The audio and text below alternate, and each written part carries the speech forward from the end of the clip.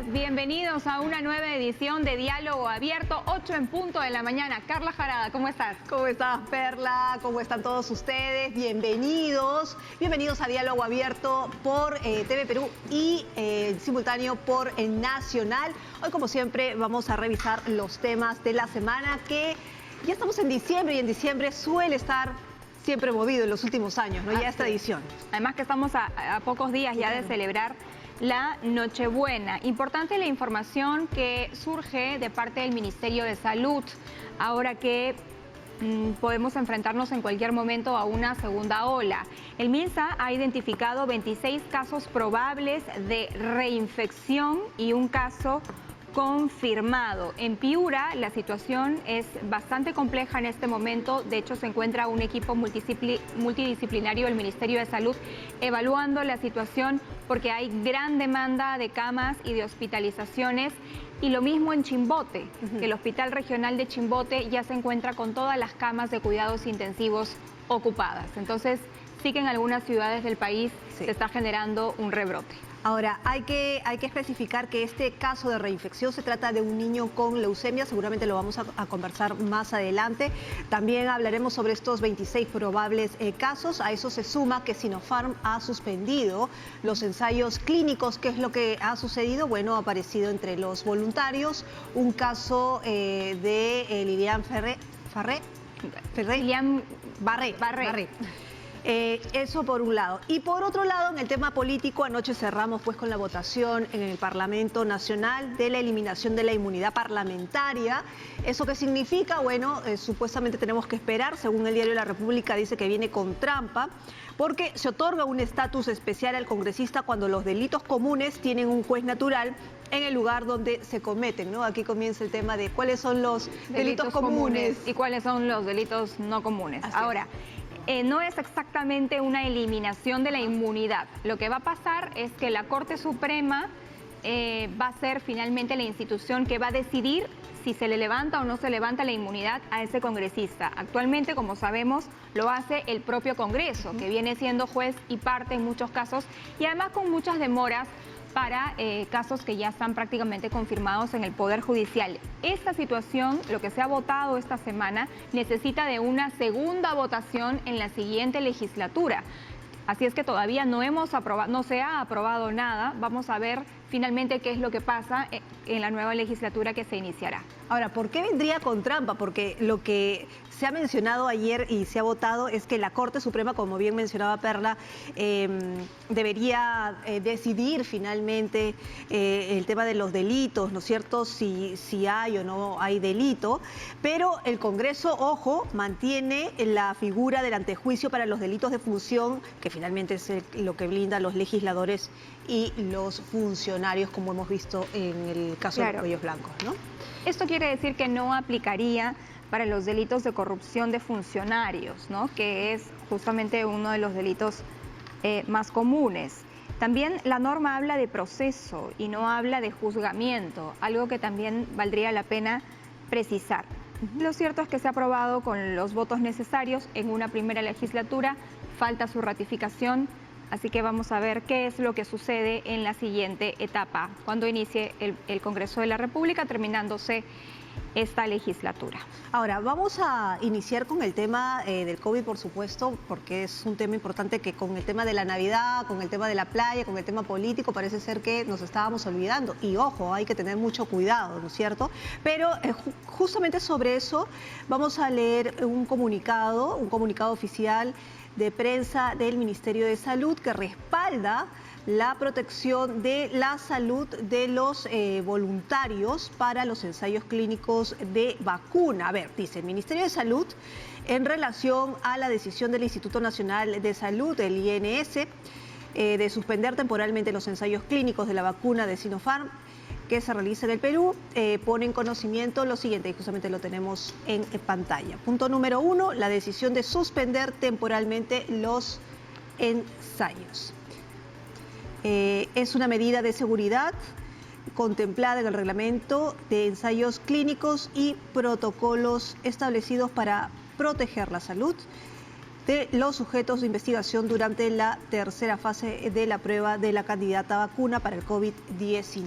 Bien, vamos a conversar justamente sobre este pronunciamiento y lo que ha sucedido con uno de los voluntarios de la vacuna china de Sinopharm que se estaba probando en nuestro país, con el investigador principal de la Universidad Cayetano Heredia. Estamos hablando del doctor Germán Málaga. Doctor Málaga, buenos días y bienvenido a Diálogo Abierto en simultáneo con Nacional. Buenos días, doctor. Buenos días, muchas gracias. Gracias por la invitación y el interés. Doctor, ¿qué pasó con este voluntario? ¿Qué sucedió?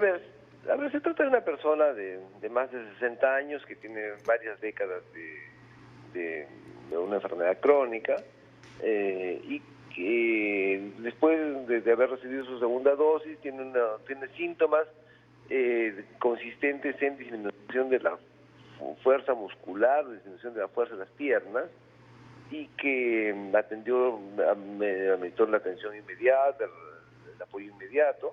Finalmente esta persona está hospitalizada en una institución de salud, recibiendo todo el apoyo para lograr su diagnóstico, tratamiento. El diagnóstico principal o el más probable que tiene esta persona es que sea una neuropatía diabética. Sin embargo, existe como posibilidad remota, pero existe, de que pueda tratarse de un síndrome de Guillain-Barré, que son algunos de estos síndromes asociados, que pueden estar asociados a algunas vacunas. Entonces, ante esa duda, es que se está procediendo con todo lo correspondiente al resguardo, al apoyo diagnóstico, terapéutico, y finalmente, solo decir que finalmente que es una persona que está a buen recaudo, que está bien, la enfermedad es una enfermedad leve, que no ha progresado, y que creo que este tipo de actividades o como respaldo del Ministerio de Salud está dentro del marco reglamentario y permite pues proteger a los voluntarios en los ensayos clínicos, lo cual es importante porque representa pues una actividad de vigilancia, control, ¿no? Doctor, usted decía que este paciente sufría de una enfermedad crónica hace varias décadas. ¿Cuál es esa enfermedad? Diabetes. Y por otro lado, ¿no era un elemento a considerar para no colocarle la vacuna?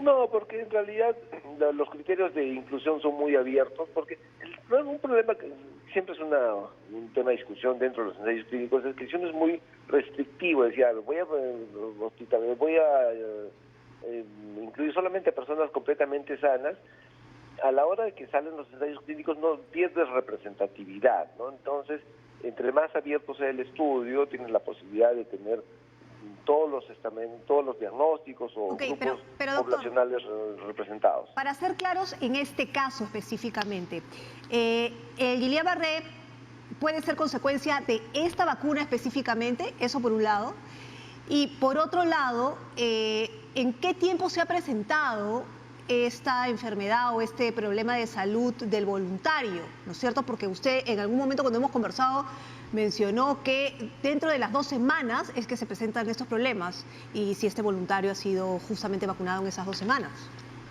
A ver, el Guillain-Barré es una entidad que puede producir incluso sin vacunas. Evidentemente en 11.000 peruanos y 60.000 en el mundo pudiera ocurrir un Guillain-Barré sin que necesariamente esté asociado a las vacunas, ¿no?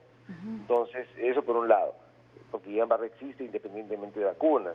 Entonces, pero ya tienes un grupo tan grande de personas que, claro, pueden ocurrir eventos en este grupo sin que necesariamente estén relacionados. Eso en primer lugar. Segundo lugar, más o menos ocurrió 2 semanas después de la segunda dosis, efectivamente, lo cual pues llamó también la atención y aumentó la sospecha. Sin embargo, digamos, conversando con los médicos tratantes de esta persona, de este voluntario, el diagnóstico más probable es que se trate de una neuropatía diabética. Pero si existe un 1% de posibilidades de que se trate de un Guillain-Barré, claro, y se conoce que Guillain-Barré puede estar asociado a vacuna, entonces es bueno tener la vigilancia, el control y hacer la investigación profunda y sumaria que permite establecer la correlación que pudiera existir. Entonces esa es la situación, una situación de seguridad y de una detención temporal hasta aclarar este proceso. Entonces, ¿cómo se encuentra él en este momento, doctor? Se encuentra bien, la enfermedad no ha progresado, está recuperando su salud Afortunadamente, a Dios gracias, es un cuadro leve y estable y en recuperación serían las palabras que resumen el cuadro clínico y evolución de esta persona. ¿Y cuál es el protocolo a seguir ahora? Se han suspendido los ensayos clínicos, suponemos que sigue el monitoreo. ¿Qué implica esta suspensión para los otros voluntarios también, que se deben estar preguntando ¿y ahora qué? Buenísima su pregunta y le agradezco porque me permite explayarme al respecto. Para los voluntarios, que son más de 11.000, en realidad son ya más de 11.700, curiosamente hoy día íbamos a terminar la inoculación de primeras dosis, el estudio sigue para ellos. Lo que se ha detenido es la administración del producto de investigación, en este caso los candidatos a vacuna, pero todo el monitoreo que hacemos con los voluntarios, las llamadas diarias, las tomas de muestra, y evidentemente las complicaciones o los síntomas que pudieran ellos tener, estamos para resolverlas y apoyarlos en todo lo que corresponda al cuidado de su salud. Eso no cambia, y lo que se ha detenido de manera temporal es la administración del nuevo producto de investigación, que es en este caso las candidatas a vacuna. Ajá. Ahora, ¿estos voluntarios que han sido vacunados van a recibir la segunda dosis? Bueno, no por ahora, hasta que se resuelva el tema, porque se ha suspendido para primera y segunda dosis, efectivamente. ¿Cuánto tiempo puede durar esta suspensión? Además, teniendo en cuenta que no es la primera vez que sucede. En Brasil pasó algo similar, me parece que con la vacuna de Johnson & Johnson, y tuvieron que suspender su ensayo también. Sí, claro, ya han detenido otros estudios también. Johnson & Johnson fue en Estados Unidos, en Brasil fue la de AstraZeneca. También han ocurrido detenciones con las vacunas en el Reino Unido. Entonces, es un procedimiento normal dentro de los ensayos clínicos, porque hay que recordar que los ensayos clínicos son estudios de investigación en los cuales se prepondera por sobre todas las cosas la seguridad. Entonces, si ocurre una detención, lo que implica es que las autoridades sanitarias están en pos de vigilar, supervisar, controlar, lo cual al final es importantísimo porque nos da tranquilidad de que tenemos los controles y se supera se investiga, se aclaran las potenciales complicaciones y seguimos adelante con la tranquilidad de que se han hecho todos los esfuerzos para proteger a los voluntarios. Ahora, yo creo que es una medida sana que aporta en la claridad y transparencia que tienen estos estudios. Esto pasa justo cuando se da la noticia que Pfizer ya está, digamos, con todos los protocolos activados y está con todas las revisiones y ya para entrar a los mercados internacionales, mejor dicho, a todos los mercados, a todos los países. Sí, pero también como se están, digamos, un solo laboratorio no va a ser capaz de suplir vacuna a todo el mundo. Entonces, por eso es importante que los otros estudios que se den también puedan tener evoluciones exitosas, ¿no? Porque evidentemente vamos a necesitar más de una vacuna y viniendo al Perú y la realidad, Pfizer recién va a traer un grupo de vacunas en el segundo y tercer trimestre del próximo año, y que además va a ser insuficiente, ¿no? Porque ya se ha hablado de que si queremos estar protegidos necesitamos vacunar por lo menos a 24 millones de personas, y Pfizer tengo entendido que va a traer 10 millones. Entonces, claro, más que nunca los estudios de vacunas son importantes para que sean exitosos y que puedan tener otros proveedores de vacuna a los cuales recurrir. Doctor, ¿cuándo van a tener la información clara de si se trata efectivamente de una cardiopatía diabética, en el caso de este voluntario que ha resultado con consecuencias después de la vacuna, o que se trata del síndrome de Guillain-Barré? Porque estoy leyendo aquí que es una enfermedad, el Guillain-Barré es una enfermedad que puede producirse por una infección bacteriana o viral aguda, afecta el sistema inmunológico, ataca los nervios, pero además entiendo que no tiene cura. No, sí tiene cura. Lo que pasa es que en todas las enfermedades hay cura y hay diferentes grados, hay grados leves, moderados, severos. Los grados moderados, severos se tratan con procedimientos como plasmaféresis o administración de inmunoglobulinas. Los casos leves fundamentalmente se tratan con rehabilitación y son autolimitados. Este es un caso leve que no ha meritado ningún otro tipo de tratamiento.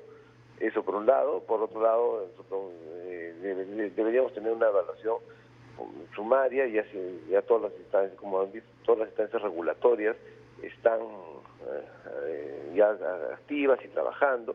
Hay un comité de seguridad dentro del estudio que ya se ha puesto en funcionamiento, que deberían hoy día recabar los datos de la información, de la historia clínica, evaluar al voluntario, evaluar toda la información que se tiene hasta este momento, y esperemos que esto sea, pues, que no tarde más de 48 horas en resolverse, o 72 horas, de modo que tan pronto esto ocurra, retomar con el estudio.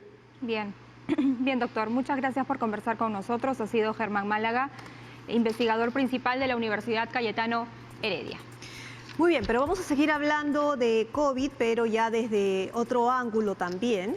De todos los posibles, en realidad. Ya estamos enlazados con el viceministro, con el director, perdón, del Centro Nacional de Epidemiología del MINSA, Luis Rodríguez Benavides. Él justamente está de viaje viendo esos temas, así que muy amablemente nos va a recibir la llamada desde Piura, Perla. Sí, así es. ¿Cómo está, señor Rodríguez? Bienvenido a Diálogo Abierto. ¿Qué tal? ¿Cómo están? Muy buenos días. Aquí en Piura, nosotros camino a Chulucanas viendo parte de las actividades dentro de esta región. ¿Cuál es la situación en Piura respecto del COVID? Porque sabemos que hace unas semanas se han incrementado el número de fallecidos en esa región, pero además estiman que se pueda desatar una segunda ola similar a la primera. A ver, justamente esto es parte de la evolución de la pandemia. Como ya se han venido manifestando, la tendencia en el país es a disminuir. Sin embargo, la exposición de la población no ha sido homogénea en todo el país. Cada una de las regiones ha tenido una velocidad diferente de presentación de la pandemia en momentos diferentes. El norte ha sido uno de los principales lugares que han sido afectados, especialmente en la zona de la costa, y es justamente Piura una de las regiones que inició la pandemia con una presentación bastante grande de casos. Sin embargo, también ellos tienen una población significativamente mayor. Probablemente sean la segunda o la tercera región en el país donde la población es bastante numerosa. Entonces, en ese sentido, ellos tienen todavía una cantidad de personas susceptibles, y lo que hemos encontrado es hace 4 semanas a 5, hemos visto un incremento de personas que habían fallecido, que se había reportado el incremento de fallecidos. Luego de eso hemos visto un incremento en la positividad a las pruebas moleculares, lo cual nos estaría indicando que estaría circulando casos agudos, casos activos, y por eso hemos ingresado a la región conjuntamente con las autoridades regionales, con la Dirección Regional de Salud. Estamos revisando la información y lo que estamos haciendo es corroborando un poco esa tendencia. Los hospitales tienen ellos acá capacidad para hospitalización. Sin embargo, las unidades de cuidados intensivos, que tenían 74 camas disponibles, ya han estado casi copadas o utilizadas al 100%, y esto pues ha generado que personas que lleguen a los establecimientos de salud y que necesiten una unidad de cuidados intensivos, estas han estado ocupadas y no ha sido posible que puedan acceder. Entonces, también tenemos estas unidades ocupadas por personas que tienen una estancia hospitalaria bastante larga. Señor Rodríguez, varía entre 20 a 25 días. Señor Rodríguez, ¿podemos hablar ya de una segunda ola en la zona? No, todavía no. Nosotros lo que estamos viendo son pequeños incrementos. Este incremento básicamente son alrededor de 5 distritos. En 5 de las 8 provincias han estado también reportando casos, en algunos de ellos especialmente en Morropón, muy poco en Sechura. Hemos estado también en Sullana, que han incrementado algunos casos, pero no podemos hablar todavía de un incremento en una segunda ola, porque los casos ahora que se han presentado no han superado los históricos anteriores, y ni siquiera los promedios, y estamos encontrando pues incrementos focalizados. ¿Cuáles son los históricos promedios y cuáles son las cifras que se están presentando ahora? Piura ha logrado en su momento más bajo reportar alrededor de 24 fallecidos en una semana. Eso ha ido incrementando hasta incrementarse a 63 en una semana, y es lo que había llamado la atención 3 semanas después. Entonces ahora nuevamente ha bajado hasta 37, pero eso, como es parte del proceso de notificación, es posible que después se vayan regularizando algunos de estos casos. La disponibilidad para camas hospitalarias todavía está presente, y es lo que estamos esperando, estos incrementos o esta fluctuación entre semana y semana. Ahora, usted lo que mencionó es que ya probablemente estaríamos entrando a una segunda ola, por eso yo le repregunto. Ahora que han ido a la zona, usted menciona que todavía no estamos hablando de una segunda ola. ¿Es posible que entremos en una segunda ola? ¿Y cuáles son las medidas? Porque hasta ayer se dijo que Piura no iba a entrar en cuarentena tampoco, ante una segunda ola. No, para nada. Todavía no está propuesto el ingreso a una cuarentena focalizada. El viceministro ayer explicó, estas medidas se están liberando poco a poco conforme el comportamiento de la población y la presentación de casos se vayan mostrando. La posibilidad de ingresar a una segunda ola siempre está presente por el riesgo que tenemos, por la cantidad de personas todavía susceptibles. Pero para poder llegar a esto necesitamos ver por lo menos un valor similar a las últimas 2 o 3 semanas anteriores, aunque tenemos ya por el momento casi más de 4 semanas valores bastante bajos con tendencia a disminuir. Estamos en un periodo de baja transmisibilidad, como lo está mostrando el país, y lo que vuelvo a repetir, estamos observando es incrementos en zonas focalizadas donde podemos todavía hasta el momento identificarlos y controlar. Por eso es el tema del monitoreo y del seguimiento, para poder identificar prontamente una segunda ola y no encontremos pues cuando ya estamos en pleno ascenso. ¿Se puede hablar entonces de un rebrote en zonas focalizadas de Piura? Esos términos de brotes y rebrotes, si lo utilizamos estrictamente de manera semántica, eso significaría que de un brote que ha ocurrido ha disminuido y otra vez está volviendo a incrementarse. Son puntos focalizados. Podemos hablar parte de un mismo brote, pero en lugares diferentes donde todavía hay población susceptible de enfermar. ¿Qué lugares son estos? Son algunos distritos que están alrededor del mismo Piura, dentro del mismo Piura, algunos que están alrededor de la zona del Bajo Piura, específicamente también hemos tenido en Morropón, en la zona de Sullana, donde hemos tenido también algunos casos que han sido notificados, y muy pocos en la zona de Huancabamba, en la zona de Sierra, pero bastante pequeños, pero significativamente para esas zonas que habían reportado 1 o 2 casos por semana. Esto es Piura. ¿Qué pasa en el resto del país? En Huancayo, por ejemplo, u otros lugares donde también se están reportando más fallecidos. Ya, en el resto del país lo que nosotros tenemos es que la enfermedad lo que ha afectado grandemente ha sido toda la zona de costa, específicamente todos los distritos y provincias costeras. Después tenemos gran afectación en la zona de selva, y la zona que ha sido menos afectada es la zona centro y la zona surandina. Son los que tienen las tasas de afectación mucho más bajas. Y en estas zonas también hemos encontrado un incremento de positividad. Entonces estamos hablando de Huánuco, estamos hablando de Pasco, estamos hablando de Apurímac, Ayacucho, en proporción también Huancavelica, que han estado teniendo también un incremento de positividad por encima del 5%, pero que básicamente corresponde también a lo mismo, ¿no? Estamos viendo que en las zonas que han sido menos afectadas están tendiendo a tener este incremento de positividad en las últimas 1, 2 o 3 semanas. Ahora, ¿usted ha podido conversar con los familiares de los pacientes internados en el Hospital Santa Rosa? Porque ayer se vieron unas imágenes de que sus familiares estaban acampando a las afueras del hospital para estar pendientes de sus familiares que se encuentran internados. Sí, todavía hay un grupo de personas que están fuera del Hospital Santa Rosa aguardando la estancia de los familiares, como volvemos a decir. El Hospital Santa Rosa, por ejemplo, tiene 17 camas UCI disponibles y esas han estado casi copadas en la totalidad. Las personas todavía están con la costumbre de poder estar aguardando fuera de ellos a la espera de esto. El Hospital Santa Rosa, además de eso, ha habilitado el lado de frente también módulos para atención no solamente de pacientes COVID, sino de pacientes no COVID, y obviamente todavía en los establecimientos hospitalarios y la restricción de la visita para evitar el riesgo de contagio. Esto no solamente lo hemos evidenciado ahí, sino también en algunos otros hospitales como el Hospital Cayetano Heredia, y también muy pocos, pero cercanos también a la zona del Estadio Campeones del 36 en Sullana. Y en este monitoreo que han hecho, ¿han podido establecer por qué estos rebrotes focalizados? Lo que hemos identificado es, como le mencionábamos, son estos espacios donde hay menos incidencia de casos. La enfermedad lo que está haciendo es abarcando, después de haber abarcado ciudades grandes principales, está ahora en proceso de comprometer ciudades intermedias, sigue teniendo comportamiento predominantemente es rural, pero en menor cantidad, y lo que hemos estado identificando todavía siguen siendo algunos lugares cercanos a las zonas, a las grandes zonas urbanas.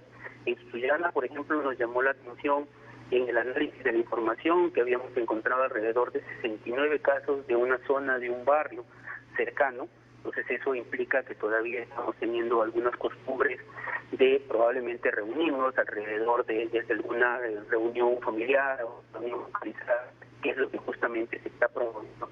Eso y por ahora, mientras la transmisión y la pandemia sigue activada. Ahora, señor Rodríguez, esas son reuniones familiares sin duda, pero estamos enfrentándonos ahora ya en líneas generales a una reactivación económica donde hay más aforo. Estamos viendo día tras día que la campaña navideña está generando que la gente vaya más a los centros comerciales, los aforos han abierto. Entonces, ¿eso qué va a implicar de aquí a unas cuantas semanas? A ver, lo que nosotros hemos identificado hasta ahora es que los lugares abiertos, y si mantenemos el distanciamiento, el uso de las mascarillas, todavía siguen siendo lugares de la transmisión. Los lugares cerrados son los lugares de mayor riesgo. Los aforos se han estado abriendo y se está haciendo el control en lugares donde no se puedan tener espacios ampliamente difundidos entre las personas. Entonces, lo que siempre va a tener que ocurrir, porque tenemos que regresar progresivamente a nuestra vida prepandémica, es de que... Señor Rodríguez. ¿Sí, me escucha? Sí, Hola. creo que estamos perdiendo la comunicación. Hola. A ver, Hola. ¿lo escuchamos ahora sí? Sí, le decía de que lo que tenemos que hacer es fomentar el autocontrol de la población. Por eso hemos puesto el control del aforo como parte de esta... No, mucho tiempo. Ya. Sí, señor Rodríguez, lamentablemente no lo estamos escuchando bien porque parece ser que se está moviendo, ya no lo podemos escuchar bien, lamentablemente. Está en la carretera, ¿no? En Chulucana, se está moviendo justamente para esos monitoreos.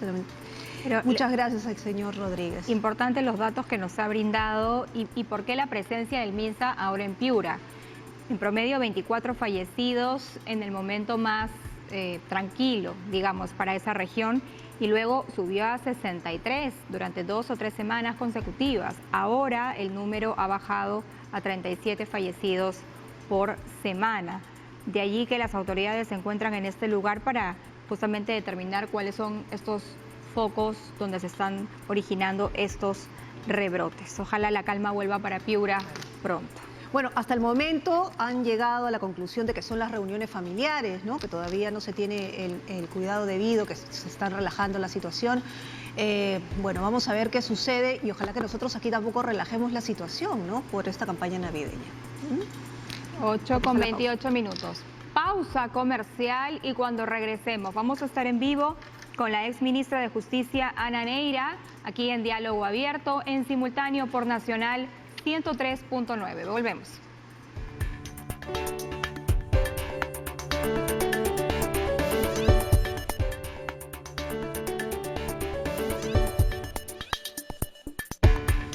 Bien, el día de ayer el Pleno del Congreso aprobó por 103 votos la llamada eliminación de la inmunidad parlamentaria, que no es exactamente una eliminación, pero bueno, estableció que la Corte Suprema se encargue justamente de pronunciarse por la comisión de los delitos cometidos por legisladores en funciones. Como ya lo hemos dicho, esta votación tiene que ser ratificada en una segunda votación. Y para eso vamos a conversar, a ver, cuáles son, digamos, los pros, los contras, si hay trampa, no hay trampa, si hay vicios, no hay vicios, con Ana Neira Segarra, exministra de Justicia y Derechos Humanos. Doctora Neira, ¿cómo está? Muy buenos días, bienvenida. Bueno, un gusto estar con ustedes. Doctora, ¿cuál es su lectura de lo aprobado ayer en el Congreso de la República? Algunos dicen que en principio todavía hay un camino por recorrer porque no está finiquitado el asunto, sino que necesita una segunda votación. Y en segundo lugar, algunos dicen que tal como se ha aprobado el texto no alcanzaría para delitos como, por ejemplo, corrupción de funcionarios. Sí, mira, lo que pasa es que hay que tener primero claro qué es lo que protege la inmunidad, ¿no? La inmunidad en general siempre protege solo delitos comunes, o sea, un robo, un homicidio. Estamos hablando de ese escenario. Los delitos de función tipo corrupción están protegidos por otra garantía, por otra prerrogativa, que es el antejuicio, que está regulado en el artículo 99. Entonces, ¿qué pasaba antes? Cuando un congresista cometía cualquier delito, independientemente del delito que fuera, tenía que el Congreso primero autorizar para que esta persona pueda ser juzgada o pueda ser eventualmente detenida. Y esto era lo que implicaba el levantamiento de la inmunidad parlamentaria.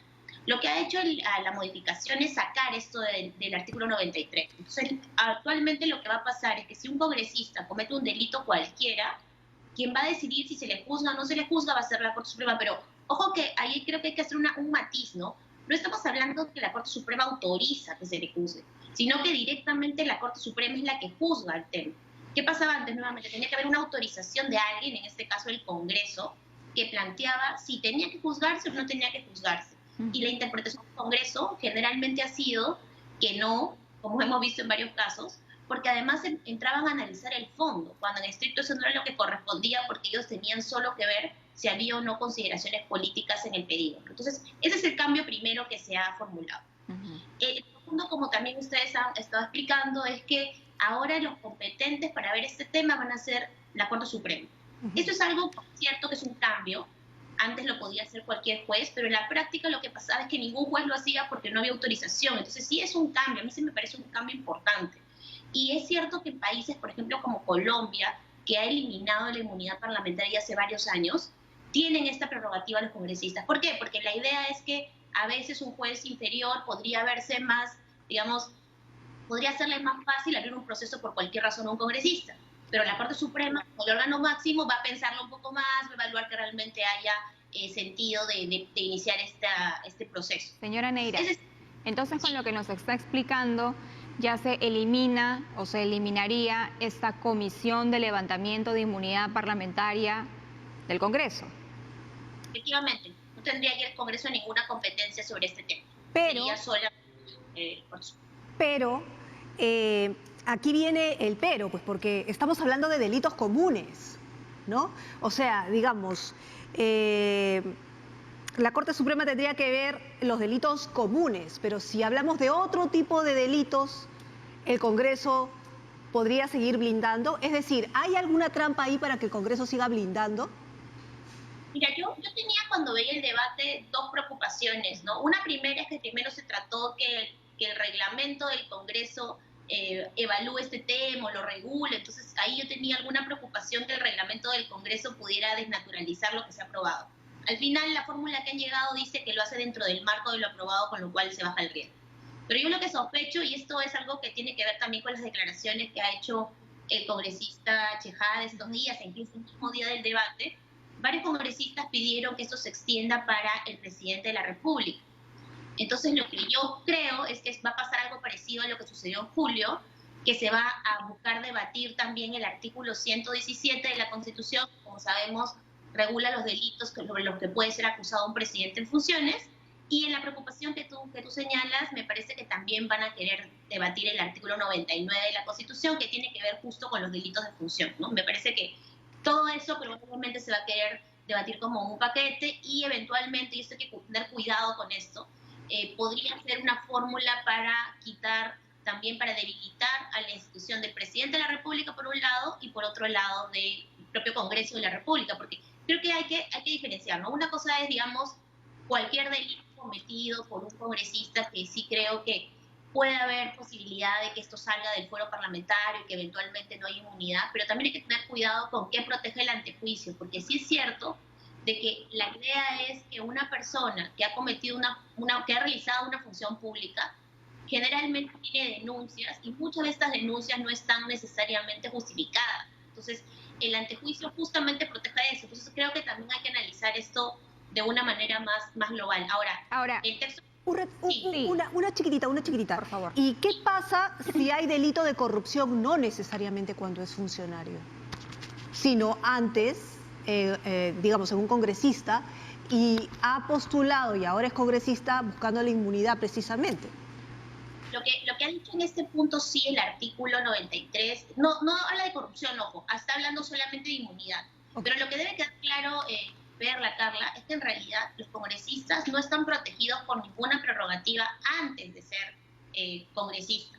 ¿Por qué? Porque las prerrogativas de inmunidad ante juicio son el ejercicio de la función. Es decir, si alguien, cualquier persona, comete un delito, cualquiera que este sea, debe poder ser juzgado. Pero claro, ¿qué sucedía? Cuando una persona llegaba al Congreso, como tenía que eventualmente ser detenido por el delito que había cometido, el Congreso siempre tenía que autorizar. Y esto ya no pasaría, porque lo que sí dice expresamente el artículo 93, con la fórmula que se modificaría, es que cualquier delito previo al hecho de haber sido eventualmente congresista es de competencia de un juez penal sin requerir ningún tipo de autorización. Entonces, ese vacío también se estaría cubriendo dentro de esta fórmula de manera específica. Ahora, si usted, como nos comenta, considera que en este segundo debate se podría plantear la posibilidad de también regular, digamos, los delitos que puede cometer un presidente en funciones, y esto debilitaría aún más la figura presidencial. Hemos visto lo que ha pasado con el tema de la vacancia, hemos tenido 3 presidentes en una semana, pero sería también la Corte Suprema la que evaluaría la situación del presidente entonces. Mira, la fórmula específica no la han mencionado. Lo que señalaron al final del debate algunos congresistas de UPP y ex-UPP que querían que se extienda esto para todos los casos, incluido el presidente de la República. Y lo que señaló el congresista Chejade es que esto se iba a evaluar en el marco de la bicameralidad, es decir, un debate que se daría en las próximas semanas, porque recordemos que hay un dictamen aprobado para bicameralidad de la Comisión de Constitución. Entonces, probablemente lo que va a suceder ahí es que se va a debatir. No ha habido propiamente un texto sobre el tema. El único texto que tenemos es el texto del mes de julio de este año, en realidad, que aprobó este Congreso, en el cual señalaba expresamente que el presidente sería juzgado durante su función por cualquier delito de corrupción, decía la fórmula, no sé si ustedes la recuerdan, del que se planteó y se aprobó incluso con una votación del Pleno del Congreso, y luego fue objeto, recordemos, de todo este cuestionamiento, incluso renunciaron varios especialistas, asesores de la Comisión de Constitución, cuestionando el texto, pero yo lo que preveo un poco en la línea de lo que se ha dicho, además expresamente, tanto por los congresistas que menciono, es que esto se va a querer volver a traer al debate, y habrá que estar atentos porque, nuevamente, esto es proteger a la institución presidencial, ¿no? Y hay que pensar, y varios lo cuestionaron en ese momento, que cuando hablamos de una fórmula tan grande como delitos de corrupción, estamos hablando de más de 100 o 200 delitos, que pueden ir desde penas muy bajas hasta penas muy altas. Entonces ponemos a la institución presidencial en riesgo durante el mandato. Por eso era mi pregunta, porque, digamos, si queda en manos de la Corte Suprema ver si un presidente puede ser investigado, denunciado, si amerita durante su función, tal vez obtengamos un resultado un poco más equilibrado, pero si nuevamente va a quedar en manos de los congresistas y simplemente va a ser una cuestión de fuerza de votos, como lo hemos visto, por ejemplo, en el tema de la vacancia, entonces puede surgir nuevamente una utilización meramente política para intereses partidarios o personales. Claro, hay que diferenciar, ¿no? Una cosa es la vacancia, que es algo que sí está en la competencia del Congreso, aun cuando yo creo que se ha interpretado de manera absolutamente extensiva y yo me atrevería a decir inconstitucional la causal de vacancia por incapacidad moral permanente. Otra cosa es cuando hay un delito supuestamente cometido, pero claro, nuevamente, lo que debe pasar con un delito cometido es que a los presidentes se les investigue, como debe suceder, pero lo que dice la Constitución es que se les investiga por determinados delitos durante su mandato y luego por todos los otros cuando acabe, justamente con la idea de que el presidente pueda gobernar, ¿no? Y por supuesto todo lo que se cometa durante el periodo presidencial, porque todo lo que es previo nuevamente tampoco está protegido por esta prerrogativa de no ser acusado. Entonces, en realidad hay que tener mucho cuidado por eso con los equilibrios, porque nuevamente no hay que pensar en personas en concreto, sino en lo que estamos haciendo para cuidar a la institución presidencial, ¿no? Miren, estos partidos políticos que están ahora en el Congreso no se dan cuenta que ellos están buscando que sus candidatos sean presidentes, y se verían eventualmente desprotegidos por esta figura, por el modo que la quieren regular, ¿no? Ojalá que se piense bien en los equilibrios que se busca para una constitución, para un Estado de Derecho, ¿no? Independientemente, como digo, de las personas. Ahora, el tema del antejuicio, yo no sé si nos lo puede explicar bien el tema del antejuicio, porque es justamente ese término el que ha hecho que se blinde a muchos personajes que todavía ni siquiera pueden ser juzgados, procesados, en fin, el término concreto parece que también está ahí en tela de juicio. Ahí veíamos, por ejemplo, el caso del ex fiscal de la Nación, Pedro Chávarri, ¿no? Que seguimos viendo la posibilidad de si puede o no ser juzgado. Mira, esto, como les comentaba, está regulado en el artículo 99 de la Constitución, y en este caso lo que sucede es que la Comisión Permanente del Congreso tiene que acusar a determinados funcionarios. Esto incluye al presidente, a los congresistas, a ministros, a miembros del TC, miembros de la Junta Nacional de Justicia, al Defensor del Pueblo, al Contralor y a jueces y fiscales supremos. Ahí está incluido el señor Chávarri, ¿no? Entonces, la idea es que los protege por todo delito que cometan en el ejercicio de sus funciones. Entonces, bajo ese supuesto, lo que tiene que pasar nuevamente es que hay una comisión, ¿no es cierto?, que evalúa efectivamente que eventualmente se ha cometido este delito, y la comisión permanente acusa por este delito a la persona en concreto, esos altos funcionarios que están protegidos. Y solo en ese contexto es que luego la Corte Suprema puede, o el juez competente puede juzgar a estas personas, ¿no? Claro, el problema nuevamente es que muchas veces el modo como ha ejercido su función, tanto la subcomisión de acusaciones constitucionales como la comisión permanente, han hecho que estos procesos demoren excesivamente. Entonces ahí hay que pensar cuáles pueden ser los paliativos. Algunos dicen que podría ponerse un plazo máximo, por ejemplo. Otros señalan que había que tomar otro tipo de medidas. Claro, ya lo que pasa es que cuando estos procesos a veces se dilatan excesivamente, nos hace pensar en otras soluciones, ¿no? Pero yo honestamente no sé si la mejor solución sea sacar esto del Congreso, porque finalmente hay que proteger más a la función de los altos funcionarios, en este caso sobre todo los congresistas, el presidente de la República, ¿no? Pero sí hay que pensar en algunos correctivos, ¿no? Y por eso digo que a veces... Pero hay desconfianza, señora Neira, hay desconfianza, y además lo hemos visto, la manera como actúa este Congreso. Por ejemplo, ahorita mismo nada más tiene el caso del congresista Humberto Acuña en sus manos, que corresponde que sea desaforado. Sin embargo, el señor Acuña sale en sus redes sociales diciendo que solicita licencia sin goce de haber ni beneficio alguno al cargo de congresista hasta que la Corte Suprema resuelva el recurso de casación. Pero él sabe perfectamente que el cargo de congresista es irrenunciable, ¿no? Y por otro lado, lo que correspondería es no que pida una licencia sin goce de haber, lo que corresponde es que, como ya ha sido inhabilitado por una sentencia judicial para ejercer cargos públicos, se sea desaforado y justamente reemplazado por su accesitario. Pero hasta ahora el Congreso no mueve ni un dedo respecto de este tema. Cierto, pero eso es más un tema, ojo, de inmunidad que de antejuicio, porque estos son hechos previos a que él sea congresista. Y lo que ha sucedido es que el problema es que el Congreso ha entendido en estos casos que tiene que evaluar que la sentencia sea firme o no firme, que fue también uno de los debates que hubo con el caso del congresista, recordemos, el congresista Donaire en su momento. Aquí es un tema de inhabilitación. Yo revisaba dando antecedentes, hay dos casos previos, ¿no? Los casos del congresista Llovera y la congresista Rocío González en periodos previos del Congreso. Y en estos casos, por ejemplo, lo que pasó es que el Congreso hizo una consulta a la Comisión de Constitución, la Comisión de Constitución señaló que procedía ejecutar o realizar inmediatamente la inhabilitación o ejecutar la inhabilitación, y se pidió al Jurado Nacional de Elecciones que emita credenciales para nuevos congresistas. De hecho, entraron nuevos congresistas justamente por la inhabilitación que se había dado en esos dos casos. Sin embargo, en este caso, más bien la solución del Congreso ha sido esperar, y ni siquiera ha derivado eso a la Comisión de Constitución, que dicho sea de paso, está presidida por un congresista del mismo partido que el señor Acuña, con lo cual no sé realmente cuál sería la respuesta que ellos darían al respecto. Pero en todo caso, con los antecedentes que ya hay bien marcados, la solución parece ser clara, ¿no? Si una inhabilitación, no tendrías que esperar el pronunciamiento de la Suprema, sino simplemente ejecutarla, sobre todo porque hay que recordar que los pronunciamientos de la Corte Suprema en estos casos son pronunciamientos ya excepcionales, ¿no?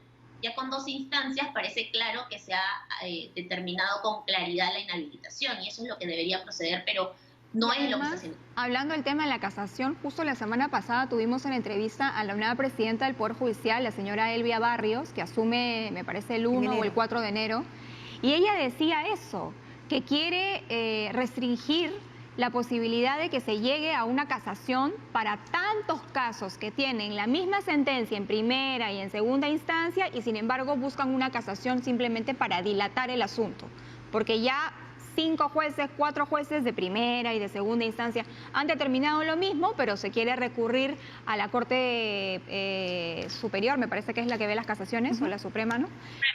Para dilatar o para no sé qué, porque al final lo único que logran es recargar el sistema de justicia. Claro, esa es una preocupación que yo justamente la escuchaba a ella y también han tenido otros presidentes. En realidad hay que modificar las normas, porque lamentablemente, y esto hay que reconocerlo, incluso yo soy abogada, pero a veces los abogados tratamos de hacer largos los procesos, ¿no? Y entonces ponemos un recurso y una cuestión, y entonces esto lo que hace es que las sentencias no lleguen a ser firmes. Y entonces las personas se amparan en la no firmeza para no ejecutar la sanción, y esto no es correcto, ¿no? Entonces, es una buena medida, ojalá que se pueda materializar, porque incluso me contaban en algún momento que hasta multas de tránsito llegan a ser revisadas por la Suprema debido a que hay una serie de recursos que lo habilitan, ¿no? Entonces estamos hablando de que la máxima instancia judicial está revisando temas que en realidad pues, podrían ser definidos en instancias inferiores. Doctora, otro de los temas que nos gustaría conversar con ustedes es el tema del CAS, ¿no? Se ha aprobado ayer ya erradicar eliminar en realidad progresivamente el régimen CAS, pero para otros es anticonstitucional, para otros es irregular, para otros es conflictivo, no sé, nos gustaría saber cuál es su punto de vista, porque de alguna manera, ¿qué va a pasar con esas personas que pertenecen al régimen CAS? ¿Van a pasar a planilla o van a pasar a ser temporales, no? Sí, la norma que se ha aprobado ayer lo que señala es que estas personas pasarían a ser eventualmente 728 o 276, ¿no? Pero claro, el problema de esta ley, como muchas otras leyes que se han aprobado, es que no tienen realmente una previsión presupuestal concreta sobre de dónde van a salir los recursos para ejecutarlas, ¿no? Es cierto que se plantea una cuestión progresiva, pero el problema en general es que el CAS es lamentablemente algo que está enraizado en el sector público. Es una práctica, honestamente yo creo que es algo que no corresponde a la naturaleza de un contrato laboral. Tenemos un antecedente negativo, ¿no? El Tribunal Constitucional ha dicho que el CAS es constitucional. Ahora es cierto que el tribunal podría eventualmente cambiar su opinión, pero en este caso lo que tenemos es personas trabajando de manera permanente bajo una modalidad de contrato que les da menos beneficios que un contrato, digamos, de otro tipo. Ahora, lo que probablemente va a pasar, reitero, primero, previendo un poco escenarios, es que seguro va a ser observado por el Ejecutivo. Esto es evidentemente especulativo, pero es lo que imagino, alegando justamente la falta de iniciativa de gasto del Congreso. Luego de esto va a volver, por supuesto, la fórmula del Congreso y lo más probable es que el Congreso lo apruebe por insistencia y seguramente nuevamente el tema va a ir al tribunal. Aquí, como les digo, yo lo que he visto es que el tribunal ha convalidado este régimen previamente, pese a que yo sí le veo algunos visos de desnaturalización de relación laboral y posible afectación del derecho al trabajo. Pero habrá que ver si el tribunal ahora, con esta nueva conformación que tiene, cambia esa percepción respecto del CAS o más bien lo convalida, y si eventualmente con eso hace algún tipo de precisión respecto de lo aprobado por el Congreso, pero todavía estamos en un escenario que va a tardar algunos meses en ser plenamente definido, ¿no? Claro, es un régimen que en la práctica se lleva a cabo como si fuese una planilla casi con las mismas obligaciones o las mismas obligaciones, tienes que cumplir las horas, tienes que marcar al entrar, ¿no? Pero sin embargo no tienes CTS, no tienes gratificación, solamente recibes una bonificación de 300 soles. Mitad de vacaciones. Mitad de vacaciones, o creo que sí tienen un mes de vacaciones. Pero lo cierto es que tienen derechos recortados cuando las obligaciones frente a una planilla son prácticamente las mismas. Eso por un lado, pero por otro lado también está el tema del costo de la planilla estatal, que según Servir serían 300.000 trabajadores estatales del CAS que pasarían a un régimen permanente, y esto elevaría el costo de la planilla estatal en más de 2.000 millones de soles anuales. Nuevamente, ¿hay la plata para asumir 2.000 millones de soles anuales nuevos? Claro, ese es probablemente el gran inconveniente. Sí leí ayer también el comunicado de Servir. Ahora, lo que sí debe quedar claro también es que tenemos una deuda importante, bueno, el sector público tiene una deuda importante respecto a formalizar con sus trabajadores su régimen laboral, ¿no? Hasta esta fecha, Servir solo ha logrado, me parece, que 10 entidades entren en estricto dentro del régimen laboral público ordenado que ellos proponen. Entonces, sí es cierto de que hay una legítima expectativa de los trabajadores. Yo misma, les cuento, he sido CAS en algún momento de la vida, ¿no? Realizaba todas las funciones de un trabajador y sin embargo tenía muchos menos recursos, y así como yo me imagino que muchas personas que trabajan o han trabajado en el sector público. Y claro, en algún momento el tribunal, al convalidarlo, dio la posibilidad que esto continúe, pero la alternativa, que era el ingreso a la carrera pública, lamentablemente no ha avanzado con la rapidez que se quisiera a través de Servir, que era un poco lo que ellos decían, que hay que esperar su proceso, pero claro, los procesos graduales están bien, pero tampoco pueden tomar pues tantos años que la gente sienta que son inoperantes o que no funcionan, ¿no? Entonces, yo creo que el problema siempre va a ser económico. Como reitero, siento que eso va a hacer que la norma se observe. Creo que lo importante sería tal vez que Servir genere un plan concreto, real, con fechas de posibilidad de ir incorporándose progresivamente a esta carrera pública, por lo menos avanzando en este gobierno, y eventualmente seguro será una preocupación principal del próximo gobierno con otras funciones, e ir solucionando este problema, porque es cierto que el Estado es tal vez el que más incumple este tipo de normativa laboral, ¿no? Por un lado con los CAS, y otro fenómeno que no se ha mencionado, pero también existe, son los contratos, los recibos por honorarios, ¿no? Los temporales. Hemos trabajado con recibos por honorarios en el Estado, pese a que realizábamos trabajo permanente. Los permanentes temporales. Ahora, yo quería preguntarle también si es que usted es de la misma opinión que Servir, en el sentido de que ellos han señalado que consideran que esta decisión que ha tomado el Congreso de eliminar el CAS atenta contra la meritocracia y la igualdad de oportunidades que debe primar en el Estado, porque según Servir dice que prima o permite que estas 300.000 personas entren sin un concurso público a ocupar una plaza permanente en el Estado.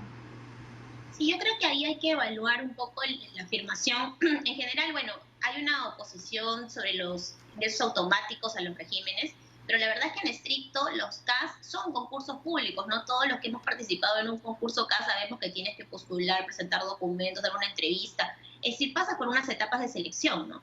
Entonces, esto de decir de plano que no hay meritocracia, sí creo que podría estar negando el carácter de concurso público de un concurso CAS.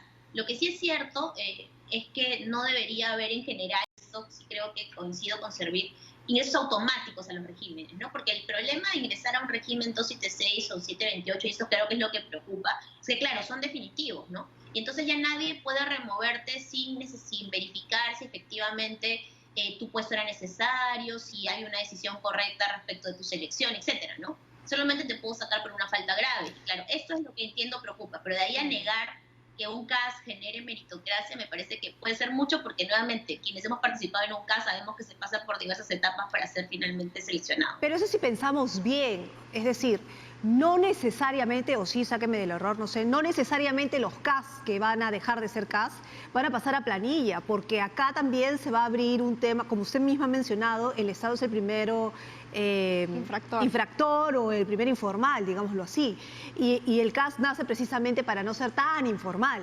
pero no todos los CAS necesariamente van a pasar a la planilla, o sí, o en el camino va a haber gente que va a tener que negociar y pasar a ser temporal.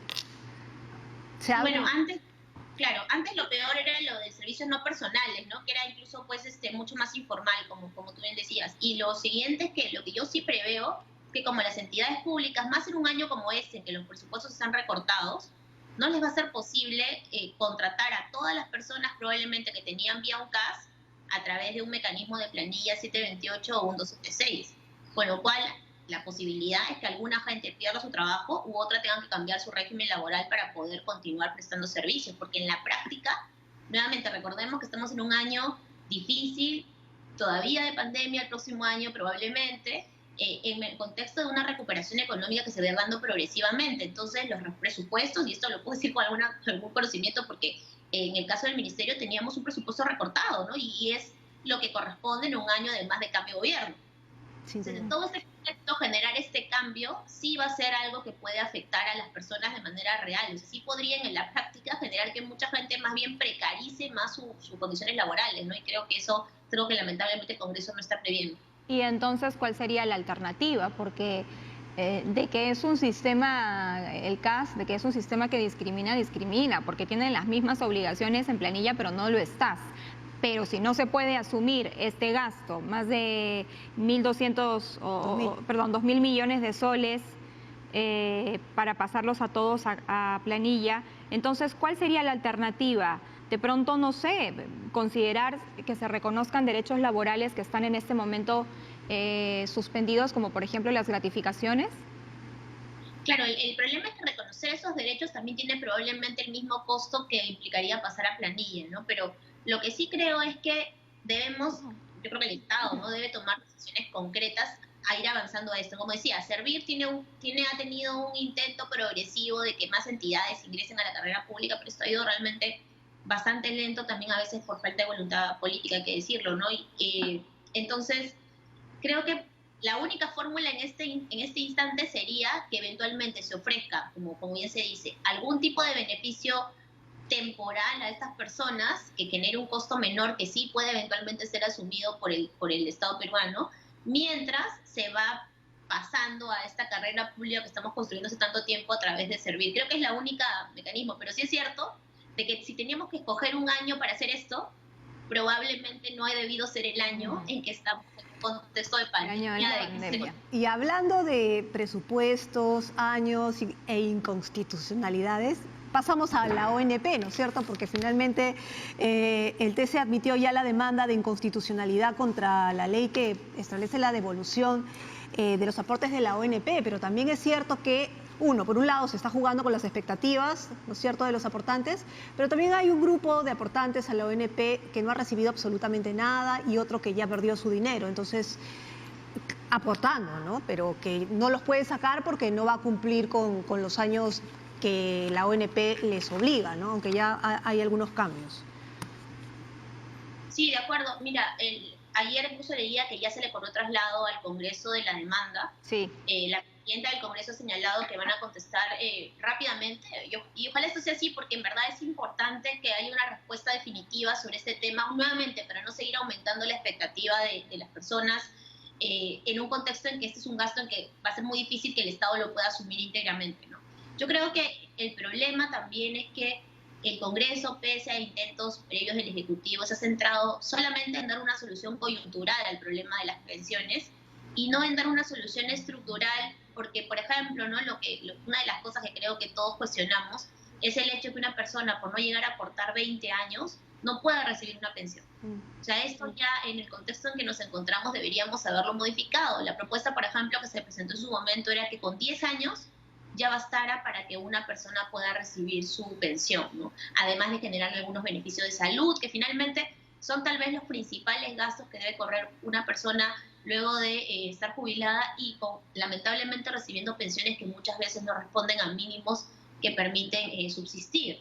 Entonces, el problema es que en este momento lo que se ha hecho desde el Congreso es dar una cantidad de dinero, 4.300 soles, más un bono también a quienes son 19.990, y eventualmente para generar una devolución total a quienes son aportantes, con un dinero que en realidad en este momento no existe, y afectando luego este fondo intangible de pensiones eventualmente hacia el futuro, ¿no? Lo que va a tener que hacer el Ejecutivo para cumplir con esto va a ser eventualmente disponer de dinero de otras cuestiones que tendría que reconducir el presupuesto, porque hay que recordar que esto no está puesto en el presupuesto del próximo año, y entonces con eso tratar de cubrirlo si es que el tribunal no lo declara finalmente inconstitucional, como probablemente suceda aún cuando todavía falta su decisión, ¿no? Claro, mientras tanto, bueno, hay que esperar la decisión del TC, pero mientras tanto el Estado tendría que empezar a dar estos 4.300 soles y este bono.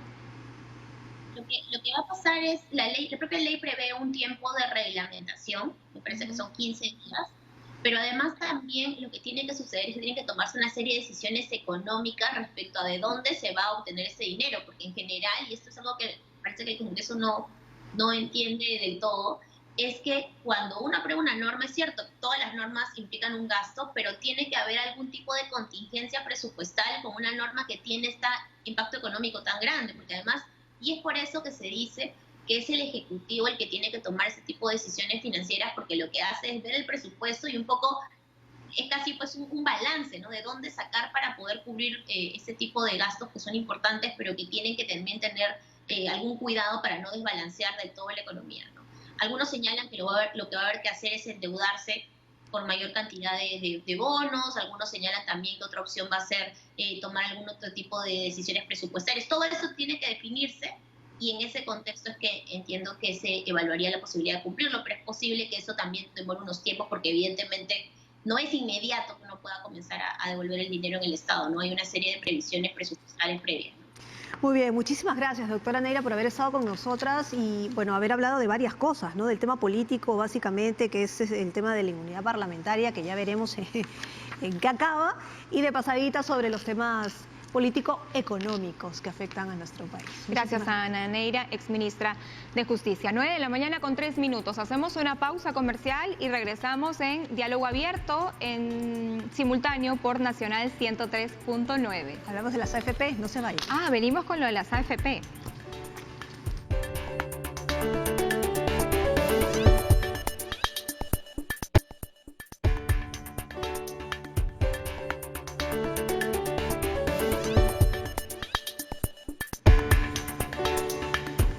Vamos a ir en vivo en unos instantes más con información que nos va a traer nuestra compañera Tiffany Tipiani sobre actividades de... La ministra de Salud. La ministra de Salud, exactamente. Mira, ya tenemos justamente las... Ahí está la señal.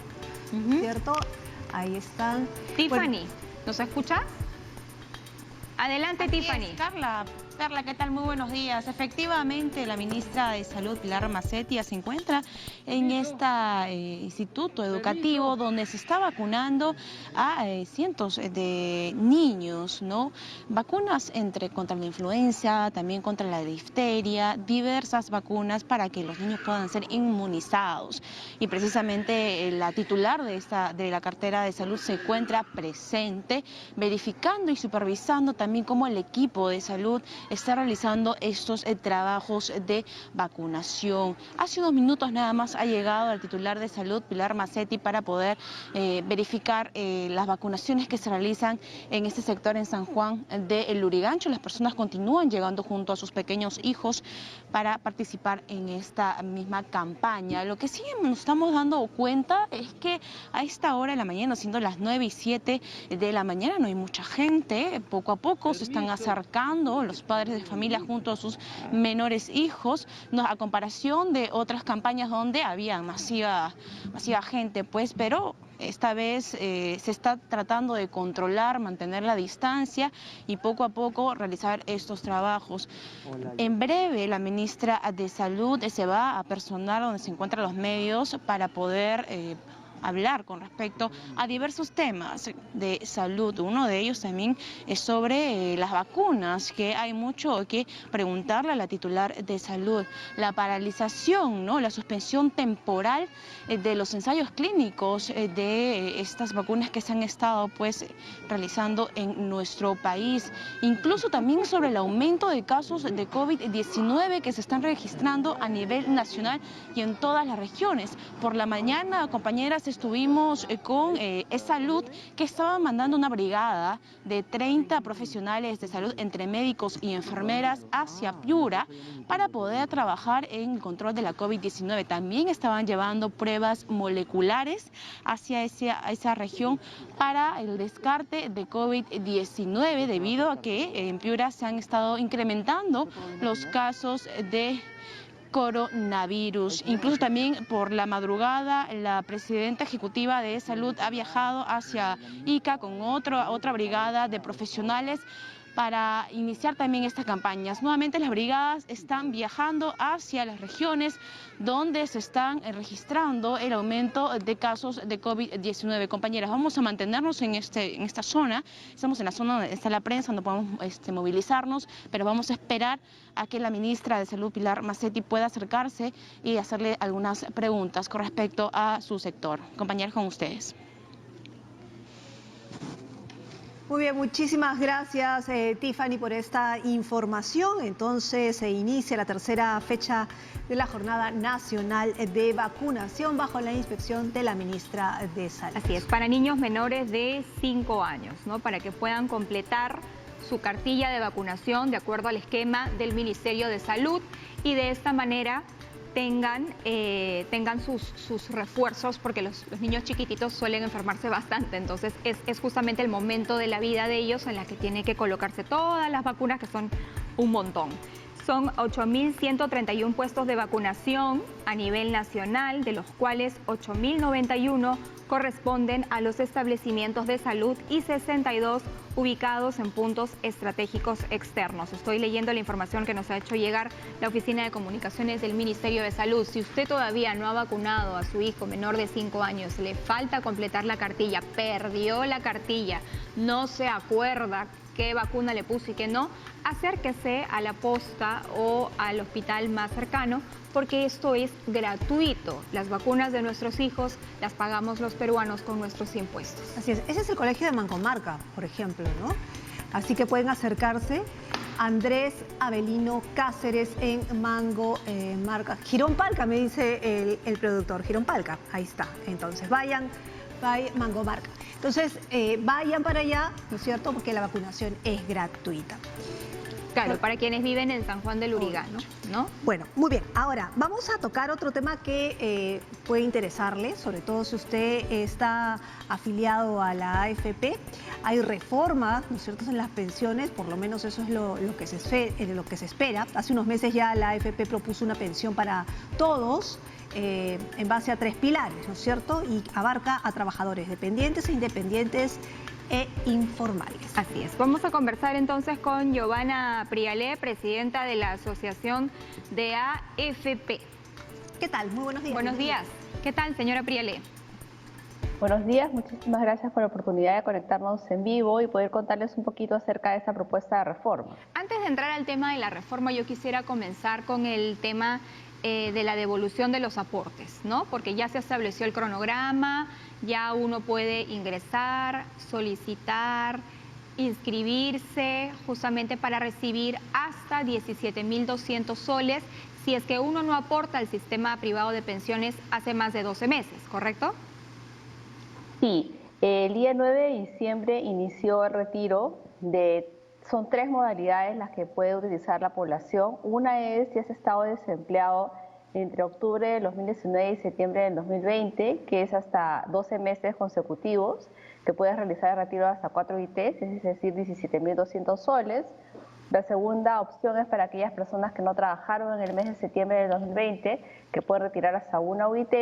Y la tercera opción es para aquellas personas que tienen alguna enfermedad oncológica dictaminada por alguna de las instituciones establecidas por el Ministerio de Salud, en cuyo caso pueden solicitar el retiro también hasta 4 unidades impositivas tributarias. Ahora, uno puede, cuando uno se inscribe, además sería bueno recordar la página donde uno tiene que entrar, tiene que poner desde un inicio el monto que quiere retirar. Pueden ser los 17.200 o puede ser menos. Sí. A ver, importante lo que tú señalabas, primero la página web donde se realiza todo el trámite, porque el trámite es virtual, es inforegistro.asociacionafp.pe. Repito, inforegistro.asociacionafp.pe. Y hay un cronograma que ustedes han estado presentando en estos días, según el cual, por ejemplo, hoy día que estamos, o por ejemplo, el día 9 que empezó, le tocaba al dígito 0, el día 10 y 11 al dígito 1, el día 11 y el 14 le toca al dígito 2, y va a haber 2 rondas para poder hacer este retiro, ¿no? Giovanna, es decir, por ejemplo, te voy a pedir dime. un ratito, por favor, porque tenemos información en vivo, pero espéranos un ratito para extendernos en el tema. Tenemos información en vivo con las declaraciones de la ministra Macetti y nuestra compañera Tiffany Tipiani. Adelante. ¿Vacunen nuestras vidas? No. Lo más importante es la protección. Vacuna o no vacuna, tenemos que seguir protegiéndonos con la mascarilla. Así es, compañeras, está declarando la ministra de Salud, Pilar Macetti, con respecto a las vacunas que se han suspendido temporalmente. Segunda pregunta. En diferentes partes de nuestro país estamos viendo que algunos lugares tienen aumentos de casos. ¿Qué es lo que estamos viendo? Como ustedes han visto en Piura, por ejemplo, un equipo nuestro ha estado toda la semana trabajando, tratando de evaluar la situación. Hemos encontrado efectivamente que muchas personas en las zonas alrededor de la ciudad han tenido positividad y esas son las personas que en lugares más alejados han empezado a tener manifestaciones clínicas. La positividad dentro de la ciudad, los que viven en la ciudad, está tal como la dejamos semanas atrás. Es la zona rural la que está teniendo casos, así que se ha coordinado con todo el equipo de intervención del MINSA para que pueda añadir un poco más de movilidad. Están haciendo desplazamiento de ventiladores, ya se llevaron un grupo de ventiladores, se acondicionaron camas, porque lo que hemos hecho es, las camas UCI que teníamos han pasado al otro grupo, al grupo no COVID, de tal manera que lo que estamos haciendo ahora es, por un lado, regresar como corresponde en los lugares que compete.